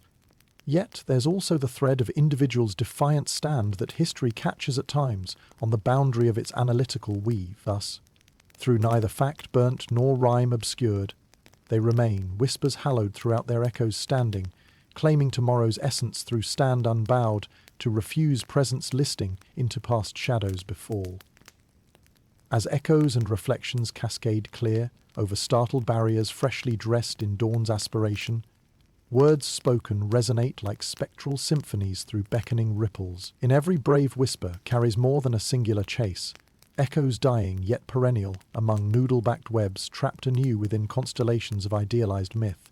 This is not merely a chapter's ending, but dawn's chorus preceding tales. Beyond timely echoes, a frame wherein finds each transcendent star's ancestral shadows light, echoed within dreamers' curtains still unfurled. Honorably now through daring tales, rebuilt as tomorrow gifts, heart memory intact, through eternity's journey onward. forever. As the chaos of the witch trials fades into the annals of history, so too do the images of witches. Those women and men feared and misunderstood. Yet the artistic and literary imagination stubbornly clings to these figures, shaping and reshaping them across time. You find yourself leafing through a dusty tome or gazing at an intricately crafted tapestry where these witches are brought to life. Their depictions both intriguing and unsettling. These cultural artifacts, created during times of turmoil and reflection, continue to influence our collective understanding of the witch archetype. In the hallowed halls of art, witches dance between the realms of terror and fascination, their visage immortalized in paint and ink, forever a whisper away from reality. Artists, driven by the cultural currents of their times, strive to capture both fear and allure, rendering witches as both monstrous and mystical. Woodcuts from centuries past depict them vividly. Wild-haired harridans, surrounded by creatures of the night, brood in cauldrons of malevolence. Such imagery perpetuates the horror that once saturated the populace's psyche and lingers in our modern tales. Take, for example, the infamous woodcuts from the Malleus Maleficarum, their stark, sharp lines working in concert to inspire dread. Here, witches congregate in bacchanalian revelries, dark rituals lit by the cold light of a full moon. Historians debate the accuracy and intention behind these artworks, whether they served as genuine warnings of perceived dangers, or as sensationalist fare designed to titillate and alarm. Contrast this with Shakespeare's depiction in Macbeth, where the three witches, with their cryptic prophecies and sinister motives, embed themselves into the very fabric of storytelling. Their presence is so powerful and so enduring that it sets a precedent for witches in literature, both vilified and revered as keepers of forbidden knowledge, dark but ultimately wise. The witches in Macbeth blend mischievously amid superstition's hushed laments, weaving strands of fate with uncanny dexterity. The world of fine art also carries its interpretation. Francisco Goya, for example, revels in the grotesque and surreal, portraying witches in his Disasters of War and Witches' Sabbat series. In his layered compositions, Goya visualizes the madness and absurdity of the witch hunts, capturing the hysteria and fear in chiaroscuro shades that reveal the darkness of human nature. These works explore the thin veil between fear's conjured illusion and stark reality, challenging observers to consider the origins of their own hidden apprehensions. Not all imagery is born of fear. Some artifacts reinterpret the witch figure with a sense of admiration, celebrating her as a symbol of feminine power and liberation. The pre-Raphaelite Brotherhood, in its fascination with medievalism and fantasy, skillfully reimagined iconic witches such as Circe and Morgan Le Fay as enigmatic and bewitching women wielding control and fascination. As public consciousness evolves, so too does the perception of witches. The 19th and 20th centuries see them transformed into characters of complexity and allure. Literature, theatre, and eventually film embrace the witch as a multifaceted character, at times villainous, at others sympathetic. The once simple dichotomy of good versus evil dissolves into shades of grey, questioning assumptions once held unchallenged. Here, witches wield power, neither fully shunned nor completely embraced, walking liminal spaces between empathy and aversion. The power of these depictions lies not just in their beauty or intrigue, but in their influence on how society perceives witches. Tenuous threads, binding learned history to imaginative reality. Are they foes to be feared, figures to be pitied, or heroines to be celebrated? Art invites contemplation upon these questions, offering more than passive observation, but an active exploration of underlying narratives woven within broader human experience. And so, as you traverse a gallery or expand your literary repertoire, you join countless others drawn to these representations, standing within these storied assemblies, recognizing within whimsical colours both humanity's beautiful complexities and familiarities share. Wanting impossibly for more fantastic ends, without ever outdoing reality's compelling melody tales. Threaded by curiosities and wonder unfolds abundant through imaginative storytelling, expressions derive emotive strength. Sensations tilt expressive beyond wisdom's scripted scenes. Enduring eternal whispers echo anew, past ages reflection mirrored capstans restored. In artistry time placed anew, among timelessness's variegated echoes, unfurling within creative reimagining boundless resplendence, integrated graciously amid destiny's collected stars, twinkling thoughtfully toward horizons unseen yet beholden. These images, these stories, layer upon layer of interpretation. They stretch through the centuries, untouched by time, their legacy continuing to ripple through our collective conscience as a reminder of the enduring power of belief and imagination. In this way, the witch persists, not as an outdated figure of fear, but as a testament to the complexities and contradictions of human society, carrying whispers of the dreamlike and the mysterious, inviting continuous exploration within every shade and shadow. The small, unassuming town of Salem seems an unlikely stage for the drama of hysteria and superstition that would forever etch itself into history. Nestled within the New England colonies, Salem, during the late 17th century, becomes a cauldron of fear, a microcosm of the wider witchcraft panic that gripped Europe, but with uniquely American fervor. As you wander the cobblestone streets of this infamous haunt, you can almost hear the echoes of whispered accusations, heavy with the weight of consequence. In Salem, the witch trials unfold like a fever dream, beginning as whispers among a tightly knit community unsettled by unexplained afflictions. In early 1692, young Elizabeth Parris and Abigail Williams, the minister's daughter and niece, begin to exhibit strange behaviours and contortions, fits and mysterious utterances. This curious spectacle soon becomes a spark that ignites the fires of panic, and the search for culprits commences with a fervour that seems almost preordained. As townspeople gather at the meeting house, you feel the palpable tension in the air, a shared sense of urgency and fear. The faint rustle of skirts, the murmur of voices, a charged energy courses through the village like wildfire. In Salem, a place already brimming with anxiety over Indian attacks, smallpox outbreaks and political instability, these extraordinary events assume an otherworldly significance. Superstitions long simmering beneath the surface threaten to bubble over. Imagine the scene as it unfolds. The villagers, driven by a mixture of terror and righteousness, bring forward their grievances. The initial fingers point toward the most vulnerable Tituba, the enslaved woman from a foreign land whose tales capture both fascination and dread, becomes the first to fall under suspicion. Her coerced confession unfurls stories of the devil, dark pacts, and malevolent gatherings. Yet surprisingly, in her admissions lie not just fear-driven fabrications, but elements borrowed from cultural storytelling, a disturbing blend of fiction, fear, and a clash of worldviews. With each name uttered comes a dizzying array of accusations, creating a picture more surreal than recognizably human. Martha Corey, a regular churchgoer, stands accused because of her skepticism about the girl's behaviors. Rebecca Nurse, a beloved matron with little more than a reputation for piety, finds herself implicated, a victim of envy and subtle rivalries that now rear their ugly heads amidst the pervasive panic. The trials themselves are curious spectacles, where spectral evidence, a dubious notion of accusers claiming invisible assaults by manifest spirits, take centre stage. One cannot help but marvel at the courtroom scenes, accusers flailing in feigned torment, scruples abandoned for zeal, and judges foregone in reason. Historians continue to puzzle over the motivations that stoked this madness fear, certainly, but interwoven with politics of land, inheritance disputes, and personal vendettas rendered ambitious by long silence.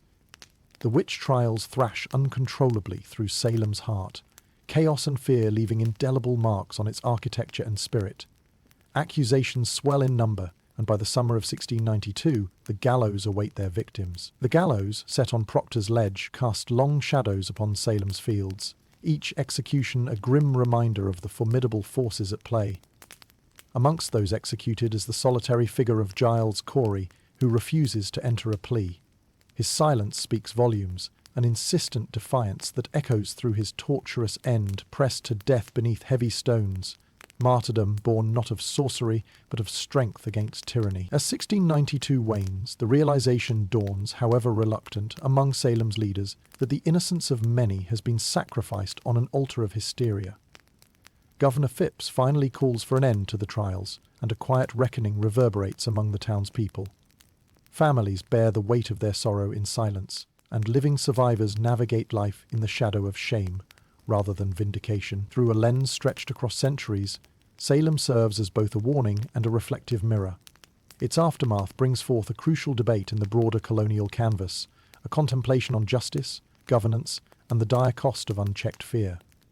Ripples extend beyond political consequences. The witch trials cast long shadows in American folklore and remain etched in the nation's consciousness, underscoring legacies of paranoia and the fragile nature of societal ethics. Salem's history remains a rich tapestry, intricately woven with the textures of human belief, fear, and justice. Its legacy challenges us to explore the thresholds of reason, while cautioning against the dangerous trappings of certitude without scrutiny. This story, simmering within collective memory, continues to compel us to dwell thoughtfully upon the boundaries of credulousness and critical thought, where perpetual vigilance sustains freedom's soul and charity anoints fact with assured values. As you retrace steps through its cobblestone echoes, lessons from Salem carry forward, tales entwined perennially valid, shaping future landscapes, planned with justice reframed, steadfast through heart fleece measured beyond, championing horizons shared humanity. Storytelling through dawn forevermore. As the hysteria of witch hunts and trials begins to fade into the background, a new reality emerges, one where the consequences of this dark chapter wend through the corridors of time, leaving their imprint on both heart and mind. Within the quietude that follows such fervour, economic motivations, often obscured beneath layers of superstition, begin to unveil themselves, offering insight into the monetary and social gains that fueled the fires of fear. You wander the streets of a sleepy village, its houses standing as silent witnesses to the past. Here, the echoes of history reveal unique forces propelling the witch hunts forward beyond mere superstition. The ornate facades mask the complex dealings that occur behind closed doors, where landowners salvage property and resources from the accused, where accusations transform into opportunities rather than simple justice. In many instances, once the accused are convicted, their properties become fair game, seized to settle supposed debts or distributed among the accusers, a convenient means to consolidate wealth and power within certain families. Jealousy and envy form undercurrents in these transactions, unseen to the casual observer but humming beneath the surface of society's grander narrative. The enrichment of some, at the direct expense of others, unmasks the darker aspects of human nature beneath the societal veneer. Consider the land grabs that become commonplace, a swift appropriation of those assets once belonging to the tainted. Accusers sometimes receive rewards for their testimonies, goods, lands, and social standing elevated through the elimination of rivals, veiled behind righteousness's cloak. These benefits, though material, reflect a harsher truth. The witch hunts provide an avenue for unscrupulous gains, where wealth and influence intertwine with base desires cloaked as moral actions. Beyond material gain, the trials serve as a spectacle for social cohesion among certain classes. In a time when societal structures feel under siege from external pressures and internal disputes, witch hunts offer a distracting drama where the virtuous can easily point fingers, affirming their piety and allegiance to the dominant ideology of the time. It's a community unification effort masked as puritanical zealotry, a collective exhalation in times of uncertainty. Historians grapple with this economic dimension, examining whether such motivations on their own could sustain the fervour of witch hunts, or if they merely fueled a pre-existing fire of fear and loathing. To what extent did people knowingly leverage these hunts for personal benefit, versus how often they were dragged into situations out of genuine fear? These discussions are complex, as once clear lines blur, shaded by human ambition and frailty. As you stroll past orchards and fields once claimed by those declared in league with the devil, you sense the residual tension, a silent acknowledgement of the past's injustices. Over time, the boundaries of innocence and guilt dissolve into stories more enduring than their original tellings. These newly cultivated lands hold imprints of prior owners' earnest toil, a testament to life before fear turned them into currency for the calculative and bold. Yet, amid these economic revelations, dusk softens the village's harsh edges, cloaking fields in gold as sunlight retreats. Here, as evening gathers, forms gentle reverie, felt amid tangible reflections. It is a world knowingly tinged with quiet complexities, as ripples expanding upon gently reflecting pools beyond reach. A reminder of cycles where lessons entwined fragility and strength refresh life's constant sway. As night gracefully unfurls her velvet canopy over the slumbering town, the pace of life appears to slow. Words fall softly around you, echoing those silent legacies. They are whispered testaments that linger despite elapsed years, reminder tales unraveled toward broader unearthed meanings. The lush texture of the surrounding countryside, unyielding underfoot, supports renewed steps, acknowledging paths tread, worthy future minds, intent on better answers, once asked resolutely by promises made anew. Amid shadows cast by a silvery moon, the last echoes of an unseen chapter bid farewell. Peace enfolds the spirit dwelling amid spectrums recall tomorrow more wisely built. Consciousness promises to bind tighter narrative threads. Lifting out of night, darkness dialogues become day conversations, the realities once hidden laid bare.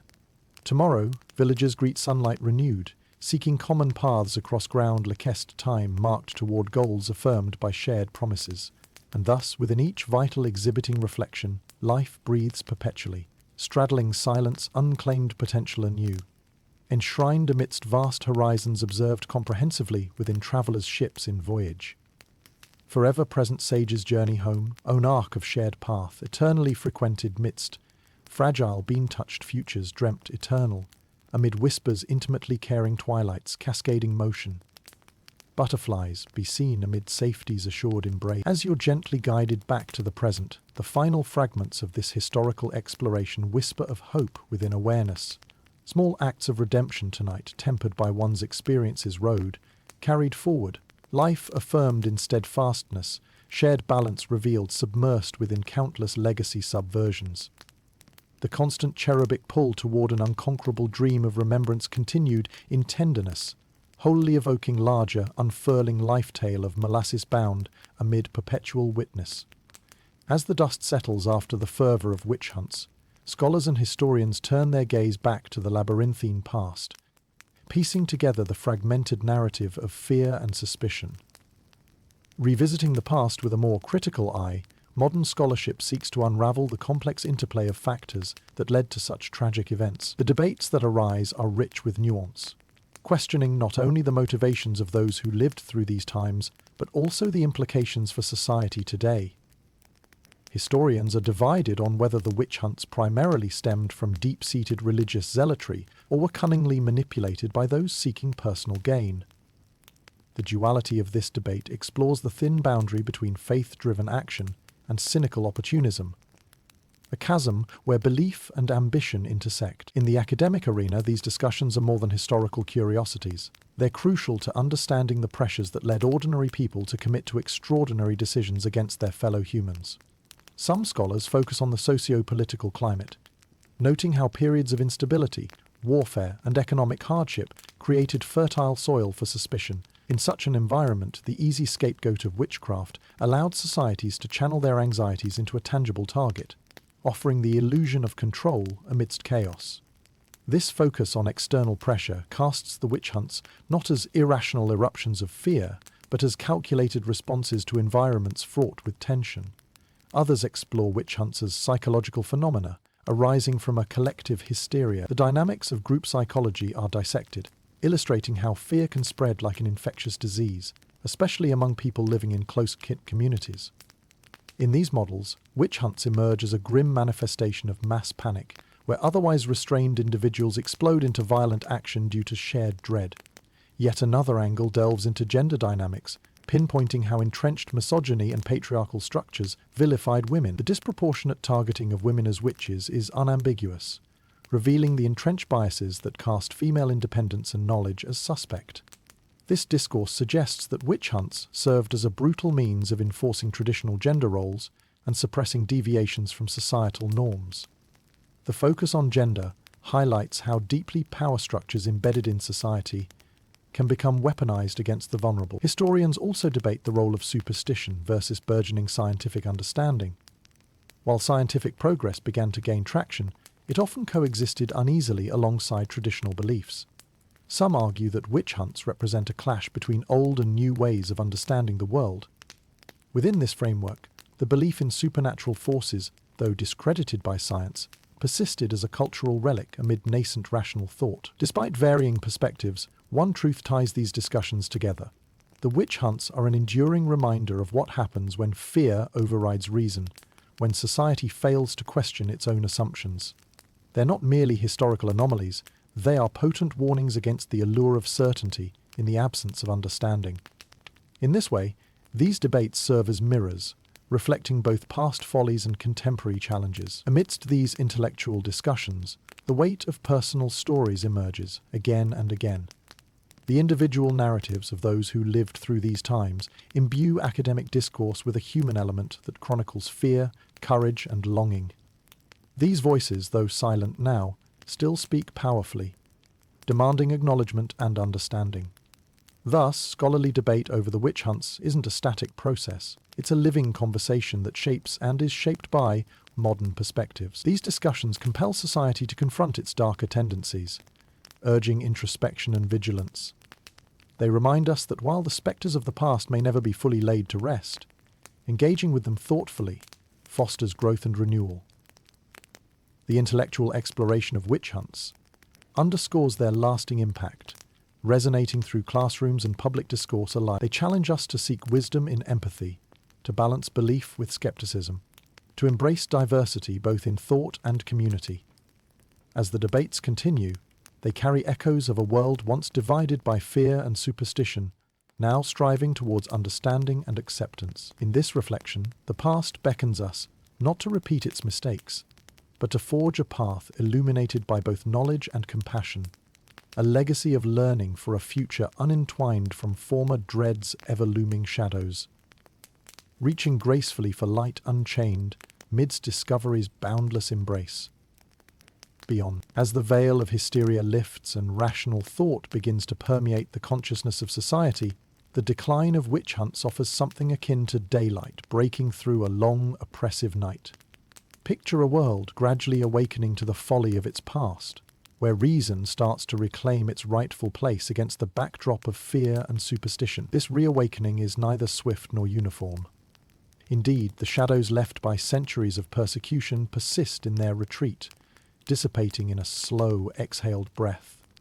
You find yourself amidst the bustling life of a town teetering on the cusp of change, where conversations begin to shift toward a new order, a world where the Enlightenment steadily draws back the curtain on ignorance. The once zealous flames of spirituality and superstition simmer down as the flickering light of reason grows stronger, casting the arcane into pale relief.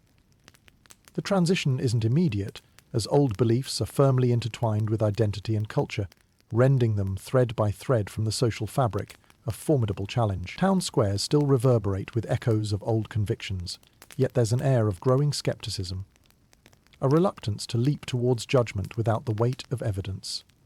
This new era seeks to replace the supernatural with the logical, as communities gradually reframe their fears within the context of burgeoning science and reason. In England, the case of Jane Wenham in 1712 becomes a turning point, a witchcraft trial marked not by fervent fear, but by creeping doubt about the justifications for such persecution.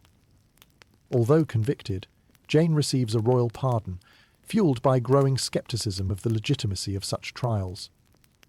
It signifies a shift, a faltering of the old mechanisms as contemporary Edwardian society inches toward a progressive ethos. New scientific paradigms begin to crystallize, turning eyes toward nature and its laws rather than supernatural explanations. Philosophers and thinkers rise to prominence, their treatises challenging the accepted narratives of old. Figures such as John Locke speak to the inherent rights of individuals, emphasizing reason as a pathway to enlightenment. These ideas ripple through society, revving engines of change within hearts and minds receptive to the possibility of a different reality. Historians attribute the decline of witch hunts to various factors: increasing literacy and education, mounting evidence of miscarriages of justice, and the intellectual reawakening that comes to define the Age of Enlightenment. Europe gradually abandons the darkened alleys of superstition, guided instead by luminary philosophers eager to shed light on the human condition and advance knowledge through empirical inquiry. Even the powerful church, once a bastion of instigated fear, begins to relax its grip, recognizing the shift in tides not merely as a threat to its dominion, but as an opportunity to reaffirm faith with a more benign sovereign hand. The church reforms and realigns its dogma in harmony with emerging philosophies, redefining its role within a world that no longer shuns science or inquiry. The evolution remains uneven across the continent, varying from one region to another. In some places, older fears persist, cloaked in tradition and defended against tides of change. Yet overall, the tide turns against the witch hunts, facilitated by one overwhelming truth. Reason, once sown, cannot easily be uprooted, and understanding its nurture spreads like the shoots of burgeoning enlightenment across fields once sown only with fear and division. This newfound rationality harbours both solace and reckoning. For those left scarred by the violence of the past, healing forms as a difficult journey. Those remnants of loss and injustice embedded in familial memory begin to see redress, as communities honour the spectres of wronged victims, mounds of earth turned as a tangible recognition of souls once cast aside. Historical wrongs echo through generations, reminding us of the price of ignorance. The decline of witch hunts signifies more than the end of a dark period. It represents a philosophical leap forward, a collective commitment to sanity and justice. As witchcraft trials fade into history, they leave behind lessons in humanity's potential for both cruelty and grace. This era transitions from its long nightmare, carrying the wisdom and the shame of its journey, a painful yet necessary passage through a tumultuous yet enlightening epoch. Reflective contemplation pervades these paths, philosophical corridors filled with spirited discussions as profound ideas siphon forward through literature, art, and science. In squaring these dichotomies, one pursues the rigorous examination of belief systems, weaving rational discourse into the tapestry of human endeavour, ever heedful of past mistakes. Thus, the decline of witch hunts marks not just an end, but a new beginning, an awakening resonant with possibilities, unconfined by chains of ignorance. The world steps forward, more aptly attuned to sensibilities that question assumption and value discourse, igniting fires of curiosity and benevolent examination that foster truths unmarred by prejudice. Humanity's resolve, refracted through time's patient lens, emboldens the resonance of enlightenment, renewing its promise and enlightening paths forward. In the wake of the witch hunt's decline, as the echoes of fear and superstition begin to wane, history unveils not just remnants of a dark past, but lessons that reverberate through time, influencing modern society in unexpected ways. As the dust of bygone trials settles, it becomes clear that the legacy of these events is woven into the fabric of contemporary culture, shaping our understanding of justice, fear, and power dynamics. Imagine standing amid a bustling modern city, where skyscrapers reach toward the sky and the hum of progress fills the air. Yet beneath this veneer of modernity, the shadows of history lurk, ghosts of the past whispering their truths to those willing to listen. The witch hunts, though distant, have left an indelible mark on societal consciousness, informing how communities address fears and confront the unknown. One of the enduring legacies of the witch hunts is the recognition of the perils of mass hysteria and scapegoating. The events of the past serve as a stark reminder of how communities, gripped by fear, can be led to act irrationally, targeting perceived threats rather than understanding them. This collective memory urges vigilance against modern forms of witch hunts. Whether they manifest as moral panics or the scapegoating of marginalized groups, we are counseled by history's echoes to approach the unfamiliar with empathy and inquiry rather than judgment and condemnation. The witch hunts also highlight the dangers inherent in unchecked power and the manipulation of legal systems for personal or political gain. Modern societies, inspired by past missteps, strive to create more just and equitable legal frameworks that respect human rights and safeguard against abuses. The trial's legacy informs contemporary debates about due process, highlighting the need for transparency and accountability within governance. Historians, in dissecting these narratives, emphasize the importance of legal safeguards, underscoring the fragility of justice when influenced by fear and bias. Culturally, the witch has evolved from a figure of fear to one of empowerment and resilience, a transformation nurtured by the lessons of history. Modern depictions of witches in literature, film, and art celebrate their autonomy and wisdom, transforming them into icons of feminine power and independence. The once feared witch becomes a symbol of strength, a representation of those who navigate the challenges of societal expectation with courage and grace. Amid this cultural shift, the witch embodies a reclamation of identity, a defiance of imposed limitations. Moreover, the witch hunts compel introspection into gender dynamics, with the trials starkly revealing how societal structures often target women who defy conventional norms.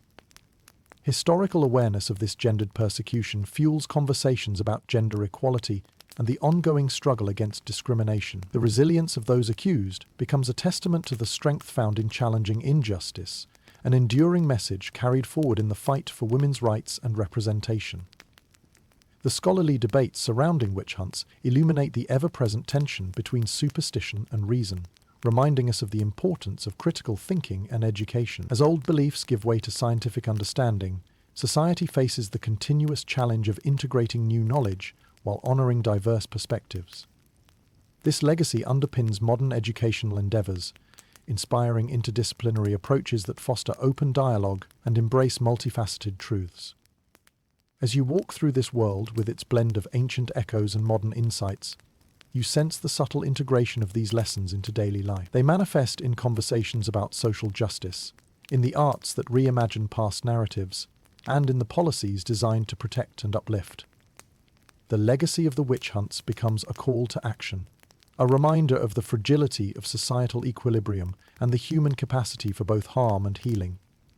Ultimately, the legacy of the witch hunts serves as a complex tapestry of human experience, interwoven with threads of fear, power, and redemption. It compels society to continually reflect upon its values and actions, seeking paths illuminated by understanding and empathy. In recognizing these lessons and carrying them forward, humanity strives to transcend its darker chapters, forging a future characterized by compassion and enlightenment, an enduring legacy that bridges time with insights rendered timeless. In the ebb and flow of cultural tides, the figure of the witch has undergone a remarkable transformation, evolving from a being of fearsome repute to an emblem of empowerment and modern mythology. As you traverse the bustling streets of our age, vibrant and alive with color and diversity, the once dreaded witch emerges anew, not as a spectre of past terrors, but as an icon whose meaning has been reshaped by contemporary perspectives and narratives. This reimagining is not an erasure of the past, but a profound act of reclamation. The witch, no longer confined to the shadows of superstition, strides boldly into the spotlight, reshaped by artists, authors, and cultural creatives who tap into her enigmatic essence to explore themes of independence, resilience, and rebellion. In this transformation, the witch becomes a powerful symbol of defiance against societal constraints, a figure whose legacy challenges preconceived norms and advocates for the inherent strength and wisdom possessed by those deemed outsiders. Imagine a gallery space where modern art takes on the witch with a benevolent lens. Paintings depict witches not in sinister shades, but with vibrant, rich colors, their eyes alive with intelligence and compassion. Every sculpture places her in communion with the natural world, celebrating her role as a protector of knowledge and a steward of balance. These works reframe the witch as a guardian of hidden wisdom who walks hand in hand with nature, revered rather than reviled. In literature, the witch's narrative arcs highlight her transformation into a complex protagonist, storylines inviting readers to ponder the rich tapestry of her identity. Contemporary novels craft tales where witches navigate mystical landscapes, wielding their power with grace and nuance. No longer are they mere agitators of chaos, they are arbiters of justice and seekers of deeper truths. Their narratives challenge audiences to look beyond surface assumptions and embrace the nuanced exploration of their personalities. Even on screen, the witch transcends her former role as an emblem of villainy, becoming both mentor and warrior in equal measure. In film and television, she straddles multiple worlds, her stories intersecting with themes of redemption, vengeance, and awakening. Her journey, fraught with challenges imposed by society's judgments, mirrors our own quests for identity, belonging, and understanding. This cultural shift is deeply intertwined with modern movements advocating for gender equality and individuality. Refashioned as a figure of feminist discourse, the witch's narrative offers inspiration to those challenging patriarchal paradigms. Her legacy becomes interwoven with the fight for representation, highlighting the power and promise of identities once marginalized by misconception and fear. Historians explore this transformation with fascination, analyzing the fluidity of the witch's portrayal across eras. The witch's metamorphosis underscores the immense capacity of society to reinterpret, heal, and grow, using history as a template upon which to project enduring hopes and dreams. Her reinvention stands as a testament to cultural resilience, the power to reclaim narratives, and the timeless quest for self-definition. The witch's contemporary resurgence as an icon of empowerment is also an invitation to revisit historical narratives with a critical eye. to examine the stories we've told ourselves about magic, power, and the unknown. In this re-evaluation, the witch invites us to seek out the magic within ourselves, to wield our unique abilities with confidence and purpose. As you encounter the witch in her modern guise, keep it in art, books, or conversation, you're reminded of the dynamic interplay between past and present that shapes cultural consciousness. Her story's evolution mirrors our own journeys, challenging us to confront our assumptions and embrace the complexity that defines the human experience. In the end, the reimagined witch stands as a vibrant symbol of transformation, a powerful guide through life's complex narrative, urging us to courageously forge our own paths. She communes with the spirit of renewal, offering timeless insights and affirming the power of reinvention. In chanting her story anew, we draw inspiration from this luminous thread in the tapestry of human history, forever weaving the past into the vibrant fabric of what is still to come. As the journey through the annals of witch hunts comes to a gentle close, you find yourself stepping back into the present, holding the threads of history delicately in your hands. The echoes of the past have woven a rich tapestry, illuminating the complexities and contradictions of human experience. It's a narrative woven with strands of fear and courage, ignorance and enlightenment, loss and triumph. This closing chapter invites reflection and opportunity to gather the lessons learned along this winding path and consider how they inform our understanding of the world today. The shadows that once darkened our collective consciousness have receded, leaving behind a legacy that continues to resonate through time. In our modern era, the spectre of witch hunts has transformed into cautionary tales, serving as poignant reminders of unchecked fear and prejudice. They're not relics consigned to history, but echoes that ripple through contemporary society, urging vigilance against similar patterns manifesting under different guises. It's a call for empathy, critical thinking, and the courage to challenge entrenched beliefs.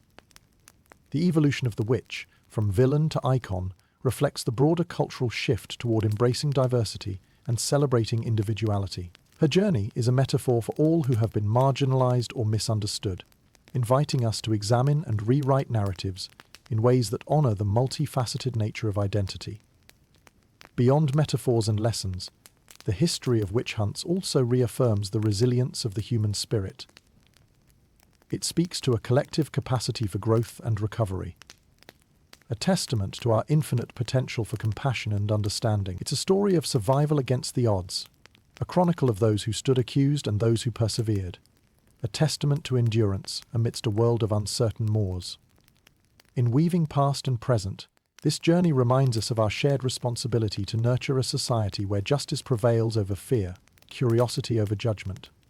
It calls us to look within, to examine the biases we may hold, and to foster inclusive communities welcoming every voice, unencumbered by the chains of preconcept. Now, as the night settles around you, casting a comforting blanket of stars above, let the tranquility of the moment seep into your bones.